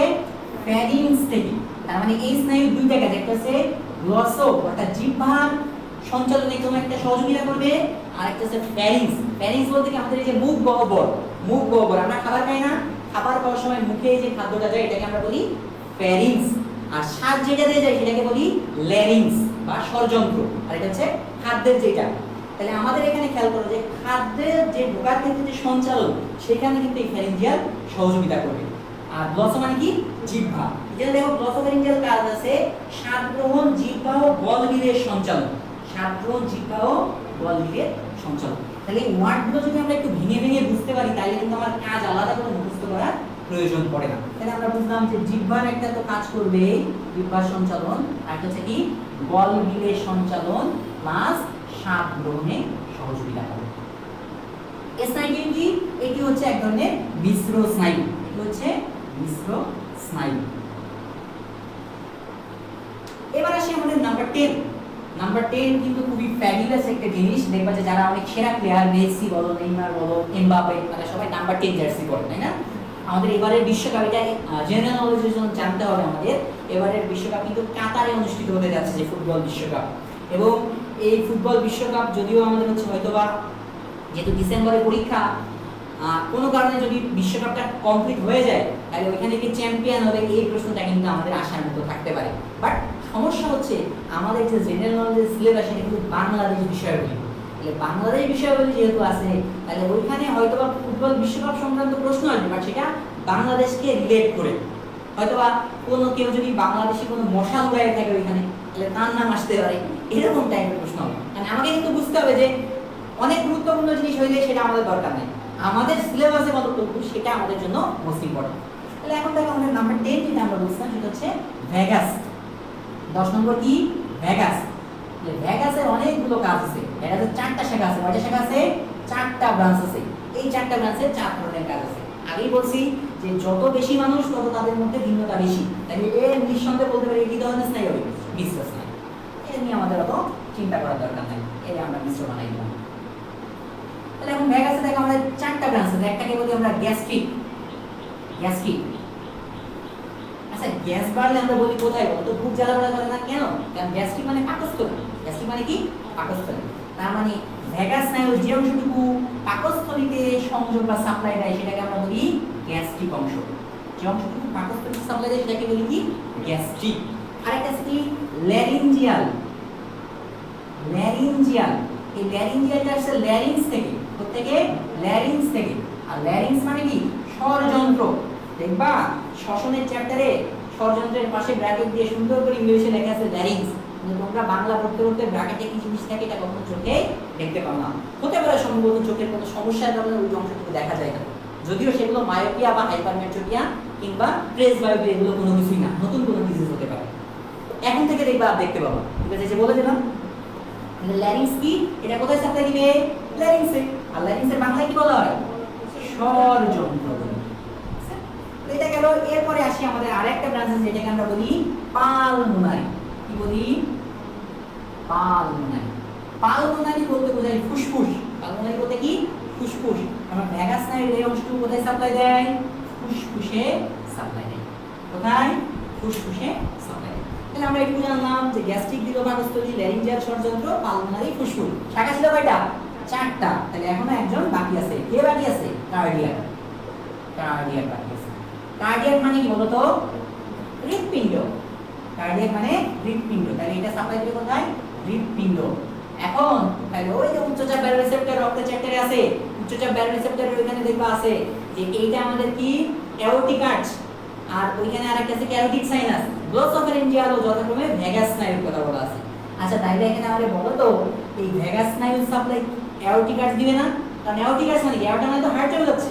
তাহলে হার্টের সাথে সম্পর্কিত কে আছে? কার্ডিয়াক। আর কার্ডিয়াক কার অংশ? ভেগাসের অংশ। তাহলে এই কনসেপ্ট ক্লিয়ার থাকলে সে কখনো বলতে পারে না অ্যাওর্টিক আর্চ এটা ভেগাস স্নায়ু বলে অন্য কেউ দিতে পারে। পারে দিলে? পারে না। রবীন্দ্রনাথের একটা কবিতা আছে দেখবা যে, মানে আমার পুরা কবিতাটা মনে পড়ছে না, সারাংশটা এরকম যে আমরা হিমালয় পর্বত ঘুরতে গেছি, এখানে সেখানে গেছি, কিন্তু দেখা হয় না কি? মানে ঘরের পাশের একটা ধানের উপর একটা শিশির বিন্দু। তার মানে আমরা জিনিসগুলো কিন্তু লক্ষ্য করে দেখি না, বাট অনেক ডিপ করে ফেলি যে এটা এই ওটা। মানে মেডিকেলের এমনও হয় যে মেডিকেলের আমাদের বইয়ে যেসব আছে সেসব জিনিসপত্র স্টুডেন্টদের পড়াই দেওয়া হয়, বাট আমাদের ওইগুলো প্রয়োজন নাই। আমাদের সিলেবাসে যতটুকু প্রয়োজন, অ্যাডমিশন টেস্টে চান্স পাওয়া আমাদের লক্ষ্য। What is our goal? Hour goal is to get chance in a medical college. আমাদের গোল কিন্তু এখানে না যে অনেক প্রাজ্ঞ জ্ঞানী হয়, এটা কিন্তু আমাদের গোল না। এটা কি গোল? যে অনেক জানবো, এত গোল না। জানার জন্য বহুত সময় পড়ে আছে। মেডিকেলে চান্স পাও তখন চাইলে 24 ঘন্টা করে পড়ো। তাহলে আমরা 10টা চাকরি গেলাম, এখন আমাদের বাকি থাকলো কি? নাম্বার 11 আর নাম্বার 12। আর নাম্বার 11 কে? নাম্বার 11 হচ্ছে আমরা জানি spinal accessory. Spinal accessory. Spinal accessory. আচ্ছা স্পাইনাল মানে কি বলতো? স্পাইন। স্পাইন থেকে স্পাইনাল আসছে, অর্থাৎ আমাদের যে স্পাইন অর্থাৎ মেরুদণ্ড। স্পাইন মানে কি? মেরুদণ্ড। তার মানে আমাদের এই স্পাইন বা মেরুদণ্ডের সঞ্চালন করা। এখন এই জায়গায় থাকে কি? ঘাড় না? এই ঘাড়ের সঞ্চালনের কিন্তু কাজ করে এই। তার মানে এই যে স্পাইন তো এই মেরুদণ্ড ঘাড়ের দিকে একটা পার্ট, এই জায়গায় আছে না মেরুদণ্ড? আছে। সার্ভাইকাল অংশগুলো থাকে। তাহলে এই যে স্পাইনাল এক্সেসরির কাজ কিন্তু আমাদের সঞ্চালন করা। কোথায়? কাঁধের সঞ্চালন করা, মাথার সঞ্চালন করা স্পাইনাল এক্সেসরি। আর এক্সেসরি মানে কিন্তু সঞ্চালন। সার্চ দিয়ে দেখবা ডিকশনারি এক্সেসরি মানে সঞ্চালন বা এক্সেস দেওয়া, মানে কি তোমার সাথে আরেকজনের গ্রহণযোগ্যতা তৈরি করে। তাহলে স্পাইনকে যে এক্সেস করে বা ঘোরায় তাকেই বলে স্পাইনাল এক্সেসরি। আর স্পাইন মেরুদণ্ডের পার্ট কি, মাথা ঘাড় এগুলো কিন্তু মেরুদণ্ডের কাছাকাছি। তো মাথা ও ঘাড়ের সঞ্চালন করা কিন্তু স্পাইনাল এক্সেসরি কর্টেক্স স্নায়ু কাজ। আর নাম্বার 12 হচ্ছে হাইপোগ্লোসাল। বললাম হাইপোগ্লোসাল। আমি একটা কথা বলছিলাম, গ্লোসাল মানে কি বুঝবো? তাহলে এর সাথে কার কাজের সম্পর্ক থাকবে? জিহ্বা। এমনি কাজ সঞ্চালন করবে? জিহ্বার বিচলনে সাহায্য করে। আর মজার বিষয় হচ্ছে সঞ্চালন বিচলন প্রায় একই, কিন্তু দেখবে এখানে আছে জিহ্বার বিচলন আর ওই যে গ্লোসোফেরিঞ্জিয়ালে আছে জিহ্বার সঞ্চালন। এজন্য আমি বললাম জিহ্বার বিচলন।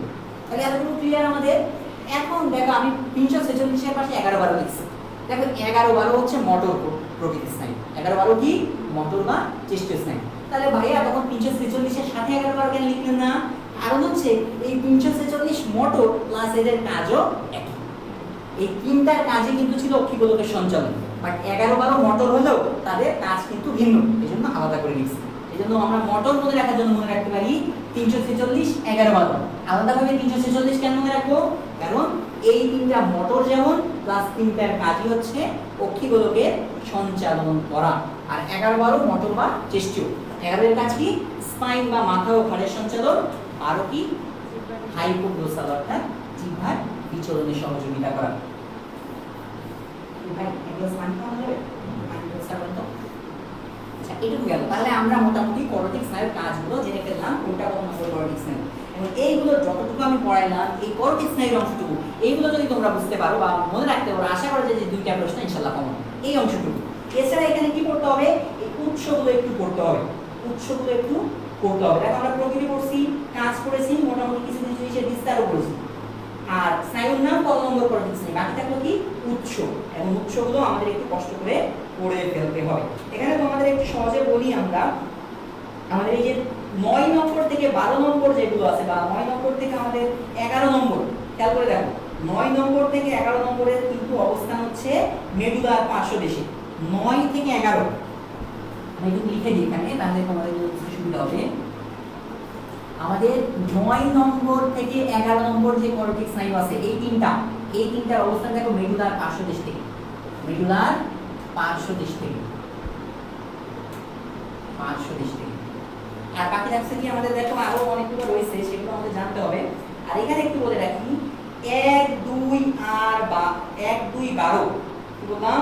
1 2 12 এখানে খেয়াল করো 1 2 12 নাম্বার 1 নাম্বার 2 নাম্বার 12 1 2 12 এরা অঙ্কীয় দেশ থেকে। এরা কি? অঙ্কীয় দেশ থেকে।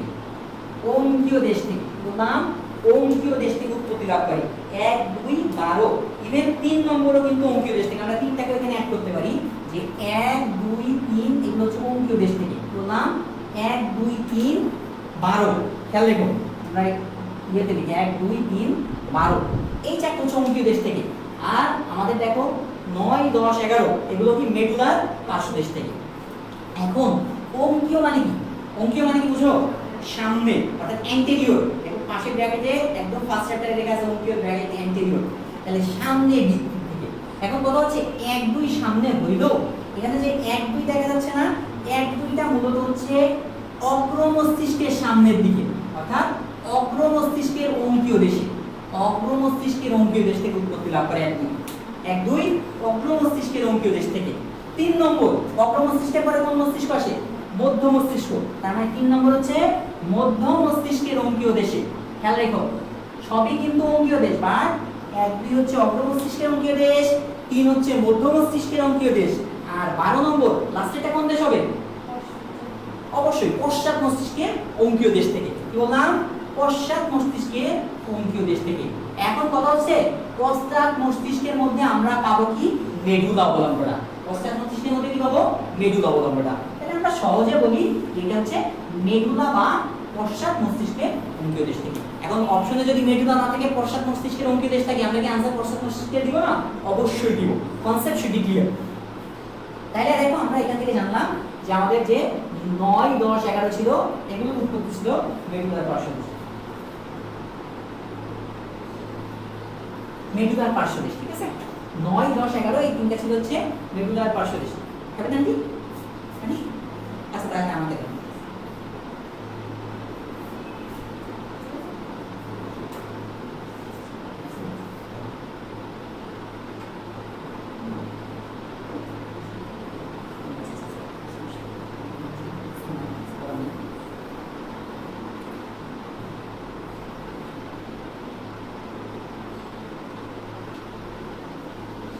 শোনো, ক্লাস নেওয়া কিন্তু অনেক কষ্টের, হ্যাঁ, বিশেষ করে যখন এভাবে টানা ক্লাস নিতে হয়। ধরো তুমি আরো পড়ানো থাকে 10-12 ঘন্টা যদি এভাবে কথা বলতে হয়, দ্যাট ইজ সো টাফ। যদি কথা বলে অভ্যস্ত, বিকজ আমরা বিভিন্ন ধরনের পসিবিলিটি ডিবেট করে অভ্যস্ত। তো এইখানে দেখো আমাদের যে 9, 10, 11 এটা বললাম আমরা মিডুলার পার্শ্বদেশ থেকে, আর 1, 2, 3 বারের হচ্ছে অঙ্কীয় দেশ থেকে। বাট প্রথম যে দুইটা এটা হচ্ছে অগ্র মস্তিষ্কের অঙ্কীয় দেশ, 3 নম্বরটা মধ্য মস্তিষ্কের অঙ্কীয় দেশ, আর 12 নম্বরটা পশ্চাৎ মস্তিষ্ক বা মেডুলার অঙ্কীয় দেশ। আর বাকি যেগুলো আছে এগুলো একটু কষ্ট করে মুখস্থ করে নিতে হবে। তারপর আমার মনে হয় এগুলো পড়লেই আমরা ম্যাক্সিমাম কাভারেজ পেয়ে যাবো, বিকজ প্রশ্নগুলো হয় মেইনলি এই অংশ থেকেই। তাহলে আমরা এইটুকু আশা করি ক্লিয়ার। এই ছকটা নিয়ে আশা করি কোনো সমস্যা থাকার কথা না। কারণ কোনো সমস্যা আছে তাকে বলতে হবে। কোথাও কোনো বুঝতে অসুবিধা? সব বুঝে গেছো? ভালো। ও আমরা এখানে বুঝতেছি। ওকে, তাহলে মোটামুটি আমরা এই অংশটুকু বুঝতে পারছি। এবার চলো আমাদের এখানে দেখো আমাদের কাজগুলো একটু পড়া লাগবে। বিভিন্ন ধরনের সেরেব্রাম, থ্যালামাস, হাইপোথ্যালামাস, এদের যে কাজগুলো খুবই ইম্পর্টেন্ট। তবে এই ইম্পর্টেন্ট বা মোস্ট ইম্পর্টেন্ট কাজের মধ্যে আমি 2-4টা কাজের কথা একটু বলে দিচ্ছি, যেগুলো একটু বিশেষভাবে ইম্পর্টেন্ট, একটু মনে রাখো। হাইপোথ্যালামাসের একটা কাজ খুব বেশি আসে, সব কাজগুলো করতে হবে। পরে দশার পরে জানা ভাই ইম্পর্টেন্ট লিখে দিচ্ছে, তেমন আসে না। কারণ আমি আবারও বলছি এখানে যতগুলো কাজ আছে, থ্যালামাস, হাইপোথ্যালামাস, সেরেব্রাম, সেরেবেলাম, মেডুলা বললাম, ওটা প্রত্যেকের কাজ করতে হবে। বাট আমি তারপরে বলছি এগুলো একটু most important, but because medical admission টেস্টে অনেকবার আসছে। হাইপোথ্যালামাসের একটা খুব ইম্পর্টেন্ট হচ্ছে দেহতাপ নিয়ন্ত্রণ করা। দেহতাপ নিয়ন্ত্রণ করা,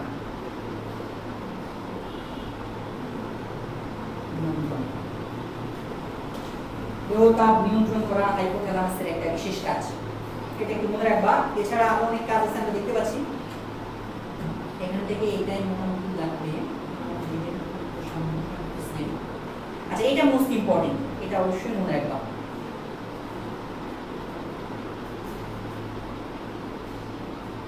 সেরেব্রামের ক্ষেত্রে কিছু জিনিস মনে রাখতে হবে, কারণ এটা যাচ্ছে সেরেব্রামের ক্ষেত্রে আমাদের যে কোনো সেরেব্রামের কাজ হচ্ছে সহজ কথা, আমাদের যেগুলো সংবেদী অংশ আছে এই কাজগুলো নিয়ন্ত্রণ করে নিই।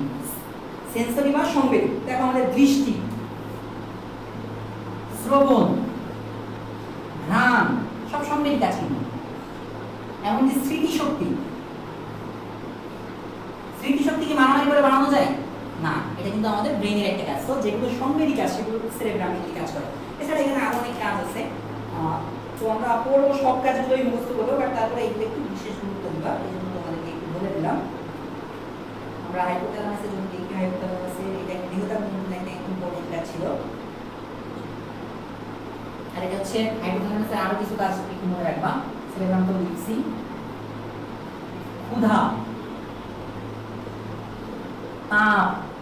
তাপ তো আমরা বলছি, ঘৃণা, রাগ, পীড়ন, ভালো লাগা, এইগুলো কিন্তু সব হাইপোথ্যালামাস করে। এই কাজগুলো মোস্ট ইম্পর্টেন্ট। মোটামুটি আশা করা যায় যে প্রশ্ন আসলে এই হাইপোথ্যালামাসের এই কাজগুলোর মধ্যে আসে। দেহতাপ নিয়ন্ত্রণ, ক্ষুধা, ঘৃণা, রাগ, পীড়ন, ভালো লাগা।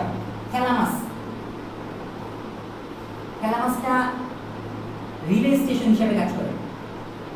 রিলে স্টেশন হিসাবে কাজ করে, বললাম রিলে স্টেশন হিসাবে কাজ করে। তাহলে এই অংশটুকু আমাদের মোটামুটি আমরা জানলাম। তো আপাতত আমরা এই জায়গা থেকে এই অংশগুলোই মোটামুটি করবো, বিকজ এই চ্যাপ্টারটা অনেক বড়। আমাদের এখান থেকে চ্যাপ্টার পড়লে দুইটা ক্লাস নিতে হবে। একটা ক্লাস হয়ে গেল, নেক্সট আরেকটা ক্লাস নিব আমরা। এবং আমার মনে হয় এইভাবে যদি আমরা পড়ে যাই, আশা করি যে কোথাও কারো কোনো অসুবিধা থাকার কথা না। এগুলো ক্লিয়ার না? হ্যাঁ, আচ্ছা, রিলে স্টেশন মানে কি? ফাইন। দেখো আমরা দেখবো যে রেডিওর ক্ষেত্রে রিলে শব্দটা খুব বেশি ব্যবহার করে। বলে যে খুলনা স্টেশনে যেমন আছে আমাদের রেডিও স্টেশন। এখন ঢাকার কোনো একটা অনুষ্ঠান, যদি অনুষ্ঠানটা আসলে খুলনায় হচ্ছে কোথায়? ঢাকায়। এই ঢাকার অনুষ্ঠানটা যদি খুলনা থেকে প্রচার করা হয় সেটাকে বলা হয় রিলে। অর্থাৎ যেমন ধরো আমি এখানে রয়েছি না, এখন এই জিনিসটা মনে করো এইখান থেকে, এখন তোমার আপু রয়েছে ঢাকা মেডিকেল কলেজ, সে কি করলো, সে আরেকটা গ্রুপে শেয়ার করে দিল, তার মাধ্যমে সেই অনুষ্ঠানটা কি মানে এই ক্লাসটা কিন্তু সে আরেকটা গ্রুপে দেখা যাচ্ছে। তাই আপু কি করবো, আপু কিন্তু ক্লাস নিচ্ছে না, ক্লাস নিচ্ছে কি আমি, বাট আমার ক্লাসটা আপু এখানে শেয়ার করে দিল আরেকটা গ্রুপে। তাহলে ওই যে আপু শেয়ার করলো, আপু হচ্ছে রিলে স্টেশন, ক্লাসটা হচ্ছে কোথায়, এখানে গেমস টাপারের ক্লাস রুমে, বাট ক্লাসটা ঢাকা মেডিকেল কলেজ থেকে শেয়ার হলো আরেকটা গ্রুপে। তাহলে ওইখানে ওই বৃষ্টি আপুটা হচ্ছে রিলে স্টেশন। ঠিক একই হিসাবে হাইপো, মনে করো আমাদের সেরেব্রামে যদি কোনো একটা জিনিস সেটা আমাদের পাঠানো দরকার আরেকটা জায়গায়, সেখানে সেরেব্রামের জিনিসটা আমাদের ধরো বা হাইপোথ্যালামাসের একটা জিনিস আমাদের রিলে করে আরেক জায়গায় পাঠানোর কাজটা করেই থ্যালামাস। এই জন্য আমরা এটা করি রিলে স্টেশন। থ্যালামাসটা আসলে বলতে, থ্যালামাস এখানে শব্দটা বুঝবে, এটা হচ্ছে ওভাল অর্থাৎ ডিম্বাকৃতি, এটা কি ডিম্বাকৃতি, যেমন থ্যালামাস শব্দ যদি ফুলেও থাকে, ফুলের ক্ষেত্রেও সেটা বোঝানো হয় ডিম্বাকৃতি। থ্যালামাস দেখতে হিসেবে মতো ডিম্বাকৃতি। আর একটা জিনিস মনে রাখবা, হাইপোথ্যালামাস মানে কি, হাইপো মানে নিচে, হাইপো মানে কি নিচে, তার মানে থ্যালামাসের নিচে অবস্থিত হাইপোথ্যালামাস, থ্যালামাসের নিচে অবস্থিত হাইপোথ্যালামাস। সো এটা একটু জাস্ট শব্দগুলো যদি একটু ক্লিয়ার থাকে, পরবর্তীতে আমাদের কনসেপ্টগুলো ক্লিয়ার থাকে। ওকে, আর কোনো প্রশ্ন এখানে, কাজগুলো সব মুখস্থ করতে হবে, এখানে কোনো মার্সি নাই। এই তো আমরা যদি এই অংশটুকু করতে পারি, দুইটা প্রশ্ন ইনশাআল্লাহ নিশ্চিতভাবে বলতে পারি যে কম আমরা পাবো। আর বাকি যে জিনিসগুলো আছে তোমরা বলবে, আরেকটা ক্লাস নিয়ে আমরা শুধু শেষ করে দেবো ইনশাআল্লাহ। আচ্ছা, আরেকটু বলে আমরা এই যে প্রিন্সিপালগুলো একটু পড়তে হবে, এটা একটু আমি একটু বলে দিই। দেখো আমাদের প্রথম আর দ্বিতীয় মস্তিষ্কে আমাদের ভেন্ট্রিকল থাকে, এটা কিন্তু আবার বলি হার্টের ভেন্ট্রিকল না, হার্টে তো ভেন্ট্রিকল থাকে বাট এটা কিন্তু হার্টের ভেন্ট্রিকল না, এটা কি ব্রেনের ভেন্ট্রিকল। তো প্রথম ও দ্বিতীয় যে ভেন্ট্রিকল থাকে, প্রথম ও দ্বিতীয় ভেন্ট্রিকলকে বলা হয় পার্শ্বীয় ভেন্ট্রিকল। প্রথম ও দ্বিতীয় ভেন্ট্রিকলকে কি বলা হয়, পার্শ্বীয় ভেন্ট্রিকল। আর 3 আর 4 নম্বর আরো দুটো ভেন্ট্রিকল থাকে, ওইটা আলাদা আলাদা কোনো নাম নাই কিন্তু। তাহলে টোটাল ভেন্ট্রিকল থাকছে কয়টা, 4টা। এর মধ্যে প্রথম এবং দ্বিতীয় ভেন্ট্রিকলকে আমরা বলতেছি কি ল্যাটেরাল ভেন্ট্রিকল বা পার্শ্বীয়। পার্শ্বীয়কে ইংরেজিতে বলা হয় ল্যাটেরাল ভেন্ট্রিকল। দেখো এখানে ব্র্যাকেটে দিয়ে সুন্দর মতো লেখা আছে। তাহলে এইগুলোর ক্ষেত্রে আমাদের এখানে খেয়াল রাখবে একটু যে অগ্রমস্তিষ্কের তৃতীয় ভেন্ট্রিকল বল ইন্টারভেন্ট্রিকুলার সিক্রা বা ফোরামেন অফ মন্দ্র দ্বারা এই পার্শ্বীয় ভেন্ট্রিকল দুটির সাথে সংযুক্ত থাকে। এই যে দুইটা যে পার্শ্বীয় ভেন্ট্রিকল, এর সাথে তৃতীয় ভেন্ট্রিকল, খেয়াল রেখো, মনে করো এটা হচ্ছে আমাদের 1 নম্বর ভেন্ট্রিকল, এটা হচ্ছে 2 নম্বর ভেন্ট্রিকল, এই দুইটা দুই সাইডে থাকে, তাই আমরা বললাম পার্শ্বীয় ভেন্ট্রিকল। এই দুইটা আমরা মনে করো পার্শ্বীয় ভেন্ট্রিকল। এর সাথে আমাদের যে থার্ড বা 3 নম্বর যে ভেন্ট্রিকলটা থাকে, এটা হলো থার্ড ভেন্ট্রিকল। এরকম থাকে না, আমি জাস্ট বোঝানোর জন্য এরকম মনে রাখাই দিচ্ছি। এর সাথে যে সংযোগ বা ছিদ্র থাকে সেটাকে আমরা বলা হয় ফোরামেন অফ মন্দ্রো বা ইন্টারভেন্ট্রিকুলার ফোরামেন। কি বললাম, ইন্টারভেন্ট্রিকুলার ফোরামেন। তাহলে পার্শ্বীয় ভেন্ট্রিকল তৃতীয় ভেন্ট্রিকলের সাথে কোন ছিদ্রপথে সংযুক্ত থাকে, interventricular foramen. Interventricular foramen, foramen মানে ছিদ্র, ফোরামেন। বা এর আরেকটা নাম হচ্ছে ফোরামেন অফ মন্দ্রো, ফোরামেন অফ মন্দ্রো, এটা মন্দ্রো। এবার আসি তৃতীয় ভেন্ট্রিকলের সাথে চতুর্থ ভেন্ট্রিকলের কিন্তু একটা সংযোগ থাকে। কি বললাম, এটা ধরো থার্ড ভেন্ট্রিকল, এরপরে আছে এখানে একটা ফোর্থ ভেন্ট্রিকল, এটা ধরো একটা ফোর্থ ভেন্ট্রিকল। জাস্ট বোঝানোর জন্য আমি দিলাম, জিনিসটা এরকম না, তোমাদের যাতে সহজে বুঝতে সুবিধা হয়। এই ফোর্থ ভেন্ট্রিকলের সাথে থার্ড ভেন্ট্রিকল যেটাতে সংযুক্ত থাকে সেটাকে বলা হয় সেরেব্রাল অ্যাকুইডাক্ট। কি বলা হয়, সেরেব্রাল অ্যাকুইডাক্ট। এই প্রশ্নটা কিন্তু অনেকটা কঠিন লাগে অনেকের ক্ষেত্রে, বাট খুব ইম্পর্টেন্ট। তাহলে আমাদের প্রথম প্রশ্ন কি হতে পারে, পার্শ্বীয় ভেন্ট্রিকলের সাথে তৃতীয় ভেন্ট্রিকল কোন ছিদ্রপথে সংযুক্ত থাকে, দ্যাট ইজ ইন্টারভেন্ট্রিকুলার ফোরামেন বা আরেকটা নাম কি বলো, ফোরামেন অফ মন্দ্রো। ঠিক আছে, আর তৃতীয় ভেন্ট্রিকলের সাথে চতুর্থ ভেন্ট্রিকল কোন ছিদ্রপথে সংযুক্ত থাকে, সেরেব্রাল অ্যাকুইডাক্টে সংযুক্ত থাকে। তাহলে মোটামুটি আমরা এইটুকু জানলাম, এগুলো জানলে আমাদের চলবে। আচ্ছা, এই ক্ষেত্রে আরেকটু মস্তিষ্ক কিছু ইনফরমেশন একটু জেনে রাখি। মস্তিষ্ক কিন্তু 1500 ঘন সেন্টিমিটার এর মতো হয়, আর ওজনে 1.3 থেকে 1.4 কেজি, মানে প্রায় 1.5 কেজির মতো ওজন হয়। কোন কোন বইয়ে এক্সাক্ট হিসেবে 1.36 কিলোগ্রাম আছে। তাহলে মস্তিষ্কের নিউরন থাকে কত মিলিয়ন, 100 মিলিয়ন নিউরন থাকে। এর আয়তন হচ্ছে 1500 ঘন সেন্টিমিটার, এর ওজন হচ্ছে প্রায় 1.5 কেজি, অর্থাৎ 1.3 থেকে 1.4 কেজি। এখন কথা হচ্ছে এই যে 1.5 কেজি ওজন আমাদের মাথার উপরে রয়েছে, কিন্তু আমাদের কি মনে হয় মাথার উপরে 1.5 কেজি রয়েছে? কখনো মনে হয়, কেন মনে হয় না? কারণ এইগুলো কিন্তু একটা তরলে ভেসে থাকে। কি বলি, একটা তরলে ভেসে থাকে। তো সেই তরলটার নাম হচ্ছে CSF। কি নাম, সিএসএফ, সেরেব্রোস্পাইনাল ফ্লুইড। কি বলি? Cerebrospinal fluid. এই সেরেব্রোস্পাইনাল ফ্লুইডে ঘেঁষে থাকে বলেই আমাদের এই 1.5 কেজি ওজনের জিনিসটাকে তেমন কোনো ওজন মনেই হয় না। বা যদি এগুলো না থাকতো তাইলে মনে হতো সবসময় মাথার উপরে 1.5 কেজি। মাথায় যদি একটা ব্যাগ নিয়ে হয় কেমন লাগতো? ভালো লাগতো। সারাক্ষণ যদি কিনে নিয়ে বেড়ানো হইতো ভালো লাগতো না। তো এই সিএসএফ এর অনেকগুলো কাজ আছে। নাম্বার 1 এই যে আমাদের ওজনটা কমায় দেয়। কারণ দেখবা যে কোনো তরলের উপরে আমরা যখন নর্মালি পুকুরে যখন গোসল করি দেখবা যে নিজেকে হালকা মনে হয়, বা যে কোনো একটা ছোট বাচ্চাদের কিন্তু উঁচু করা খুব সোজা হয়, বিকজ পানিতে কিন্তু ওজনটা কম লাগে। ঠিক একইভাবে এই সিএসএফটাও আমাদের ব্রেনের ওজনটাকে কমায় দেয়। এর আরও কাজ আছে, কুশন দেয়, অর্থাৎ ওই জায়গাটাকে আমাদের, কুশন মানে কি? বালিশ। অর্থাৎ যেমন দেখবা যে একটা জিনিসটা যদি আমি হঠাৎ করে এইরকম একটা শক্ত জায়গার উপর থেকে পড়ি, আমার যত বেশি ব্যথা লাগবে, বাট যদি আমরা ধরো একটা এখানে তুলা দিয়ে, একটা 2 হাত উঁচু তুলা দিয়ে যদি রেখে দিই, এর উপরে পড়লে কিন্তু অত ব্যথা লাগবে না, বিকজ ওটা একটা কুশনের কাজ করবে। তো এটাও সেরকম একটা কুশনের কাজ করে। তাহলে আমরা মোটামুটি আরেকটা কাজ হচ্ছে শক অ্যাবজর্ব। শক অ্যাবজর্বের কাজ করে, অর্থাৎ কোনো শক যদি আসে সেই শকটাকে অ্যাবজর্ব করে ফেলে আমাদের এই সিএসএফ বা সেরেব্রোস্পাইনাল ফ্লুইড। এটা কই থাকে? এটা আমাদের যে মস্তিষ্কের আবরণ থাকে, আমরা ওই জায়গায় একটু যাচ্ছি। দুঃখিত, ক্লাসটা একটু লেন্থি হয়ে যাচ্ছে, বাট তারপরও আমরা জিনিসগুলো একটু কনসেপ্ট ক্লিয়ার করে যাই। ঠিক আছে? দেখো আমাদের এখানে যে মস্তিষ্কের আবরণ, আমরা জানি মস্তিষ্কের আবরণের নাম কি? মেনিনজেস। নাম মেনিনজেস। তো মেনিনজেসের আবার 3টা পার্ট থাকে। 3টা পার্টকে মনে রাখার জন্য সহজ সিস্টেম আছে গ্যাপ। কি নাম? গ্যাপ। ডিতে ডুরামিটার। ডিতে ডুরামিটার। এখন এই গ্যাপ দিয়ে কি মনে রাখবো? দিক। ডুরামিটার সবথেকে বাইরের অংশ। ডুরামিটারটা কি? সবথেকে। এতে অ্যারাকনয়েড মেটার, অর্থাৎ মাঝখানে থাকে কি? অ্যারাকনয়েড মেটার।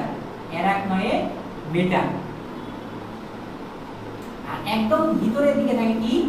পায়া মেটার। এতে পায়া মেটার।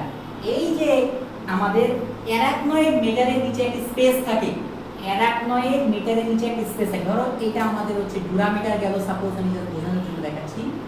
এরপরে ধরো এটা গেল হচ্ছে আমাদের অ্যারাকনয়েড মেটার। ঠিক আছে? এর নিচে ধরো একটা স্পেস থাকে যেটাকে আমরা বলি সাব অ্যারাকনয়েড স্পেস। ধরো আমি এইভাবে দেখাচ্ছি, এটা হচ্ছে সাব অ্যারাকনয়েড স্পেস। আর তার নিচে যেটা থাকে সেটা হচ্ছে আমাদের পায়া মেটার। তাহলে যদি ধরো একদম উপরে একটা হচ্ছে ডুরামিটার, তারপর হচ্ছে অ্যারাকনয়েড মেটার, তার নিচেটা কি? Subarachnoid space. বললাম subarachnoid space. Subarachnoid space. আর একদম নিচেটা হচ্ছে পায়া মেটার। এই যে সাব অ্যারাকনয়েড স্পেস না, এই স্পেসে কিন্তু সেরেব্রোস্পাইনাল ফ্লুইড বা সিএসএফ থাকে। এই কথাগুলো বলার কারণে সিএসএফটা ক্লিয়ার করার জন্য। তাহলে আমরা দেখলাম মেনিনজেস 3টা আবরণ আছে, বাইরের দিকে একটা বলি ডুরামিটার, মাঝখানে একটা অ্যারাকনয়েড মেটার, আর একদম ভিতরে একটা হচ্ছে পায়া মেটার। আর সেরেব্রোস্পাইনাল ফ্লুইড বা সিএসএফটা থাকে কোন জায়গায়? Sub arachnoid space. তাহলে মস্তিষ্কের এই অংশটুকু থেকে আমাদের সবকিছু মোটামুটি বলা হয়েছে। আশা করি এখান থেকে আর তেমন কিছু নাই। এই ক্লাসের অংশটুকু যদি ক্লাসটাই যদি ভালো মতো করে মনে রাখা যায়, ইনশাআল্লাহ তাহলে আর কিছু লাগে না। তবে হ্যাঁ, কিছু জিনিস লাগবে। কি সেটা? হচ্ছে আমাদের এই যে বিভিন্ন কাজগুলো আছে, থ্যালামাস হাইপোথ্যালামাসের প্রতিটা কাজ একটু কষ্ট করে মুখস্থ করে ফেলতে হবে, বিকজ আমরা চাই যে প্রতিটা মার্কস যেন আমরা পাই, একটা সিঙ্গেল মার্কস যেন আমরা না ছেড়ে আসতে হয় আমাদের। তাহলে এতটুকু ক্লিয়ার আশা করি? ক্লিয়ার? তাহলে আমি মুছে দিতে পারি? ওকে, তাহলে আমি রেস করে দিচ্ছি। কারো কি কোনো প্রশ্ন আছে? প্রশ্ন থাকলে তোমরা করতে পারো।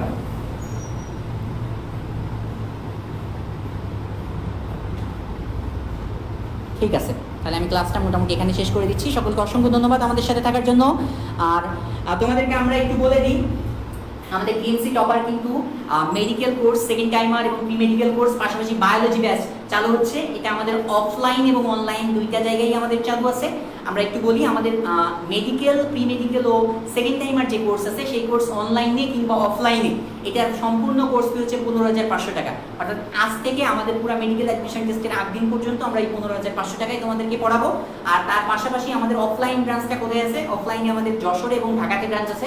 যশোরে আমাদের ব্রাঞ্চটি হচ্ছে, তোমরা অনেকেই জানো, এসপি বাংলোর সামনে আরিফপুর যশোর এখানে আছে। আর ঢাকার ব্রাঞ্চটি ঢাকা মেডিকেল কলেজের কাছে আছে। তো মোটামুটি তোমরা যারা অফলাইনে ভর্তি হতে চাও, যশোরে বা ঢাকাতে আসো, তারা সরাসরি ভর্তি হওয়ার সুযোগ পাবা। এখানে আমাদের 3টা কোর্সই। আর বায়োলজি কোর্সের কথা বলি, বায়োলজি কোর্সটা আমাদের মাসিক ফি, ওইখানে হচ্ছে পার মান্থ 1,000 টাকা করে ফি। আর যেটা আমাদের অনলাইন কোর্স সারা বাংলাদেশের যে কোনো প্রান্ত থেকে তোমরা যুক্ত হতে পারবা। আমরা আবারও বলি, আমাদের অনলাইন কোর্সটি থেকে গত বছর অনলাইন অফলাইন মিলায় আলহামদুলিল্লাহ 22+ স্টুডেন্ট চান্স পেয়েছিল। এর মধ্যে ঢাকা মেডিকেল কলেজে 5 জন আছে, সলিমুল্লাহতে 1 জন, সোহরাওয়ার্দীতে 4 জন, এছাড়া অন্যান্য মেডিকেল কলেজে বাকি স্টুডেন্টগুলো চান্স পেয়েছে। তো সকলকে অনেক অনেক শুভকামনা জানিয়ে আমাদের মেডি অলিম্পিয়াড আগামী শুক্রবার যশোরে অনুষ্ঠিত হতে যাচ্ছে। যারা যশোরের বিভিন্ন কলেজের আছো তাদেরকে একটু আবারও বলি, Jessore cantonment college, Daud public college, Jessore MM college, Jessore Mohila college, Jessore BF shine college, doctor Abdur Razzak college, এছাড়া যশোরের অন্যান্য কলেজ যাদের নাম আমি বলতে পারিনি, এই জন্য দুঃখিত। প্রত্যেক কলেজে যারা আছে তাদেরকে একটু জানাই রাখি, আমরা একমাত্র যশোরে কিন্তু ঢাকা মেডিকেল কলেজ থেকে শিক্ষার্থীরা এসে কিন্তু তোমাদের ক্লাস নেবে, আর অন্য কোনো কোচিংয়ে কিন্তু ঢাকা মেডিকেল কলেজের শিক্ষার্থীর দ্বারা ক্লাস নেওয়া হবে না। আমরাই ডিএনসি টপার প্রথম যশোরের বুকে ঢাকা মেডিকেল কলেজ এবং টপ 10 সারা বাংলাদেশের মধ্যে যারা মেধা তালিকায় সেরা 10-এর মধ্যে আছে তাদেরকে দিয়ে ক্লাস নেব। তার পাশাপাশি অন্যান্য মেডিকেল কলেজে যারা অনেক দক্ষ অভিজ্ঞ এবং ঢাকা মেডিকেল কলেজ থেকে সেই শিক্ষকরাই আসবে যারা অনেক বেশি এক্সপার্ট এবং ম্যারিটোরিয়াস, তাদেরকে দিয়ে আমরা ক্লাসগুলো নেওয়া। তার পাশাপাশি নিয়মিত আমাদের যে এক্সাম থাকবে, বুলেট টেস্ট থাকবে, আর গতানুগতিক যেগুলো থাকে সেগুলো তো থাকছে। তো সকলকে অসংখ্য ধন্যবাদ। সবাই শুক্রবারের পরীক্ষায় আমাদের মেডি অলিম্পিয়াডে জয়েন করো ডিএনসি টপারের পক্ষ থেকে। আসসালামু আলাইকুম।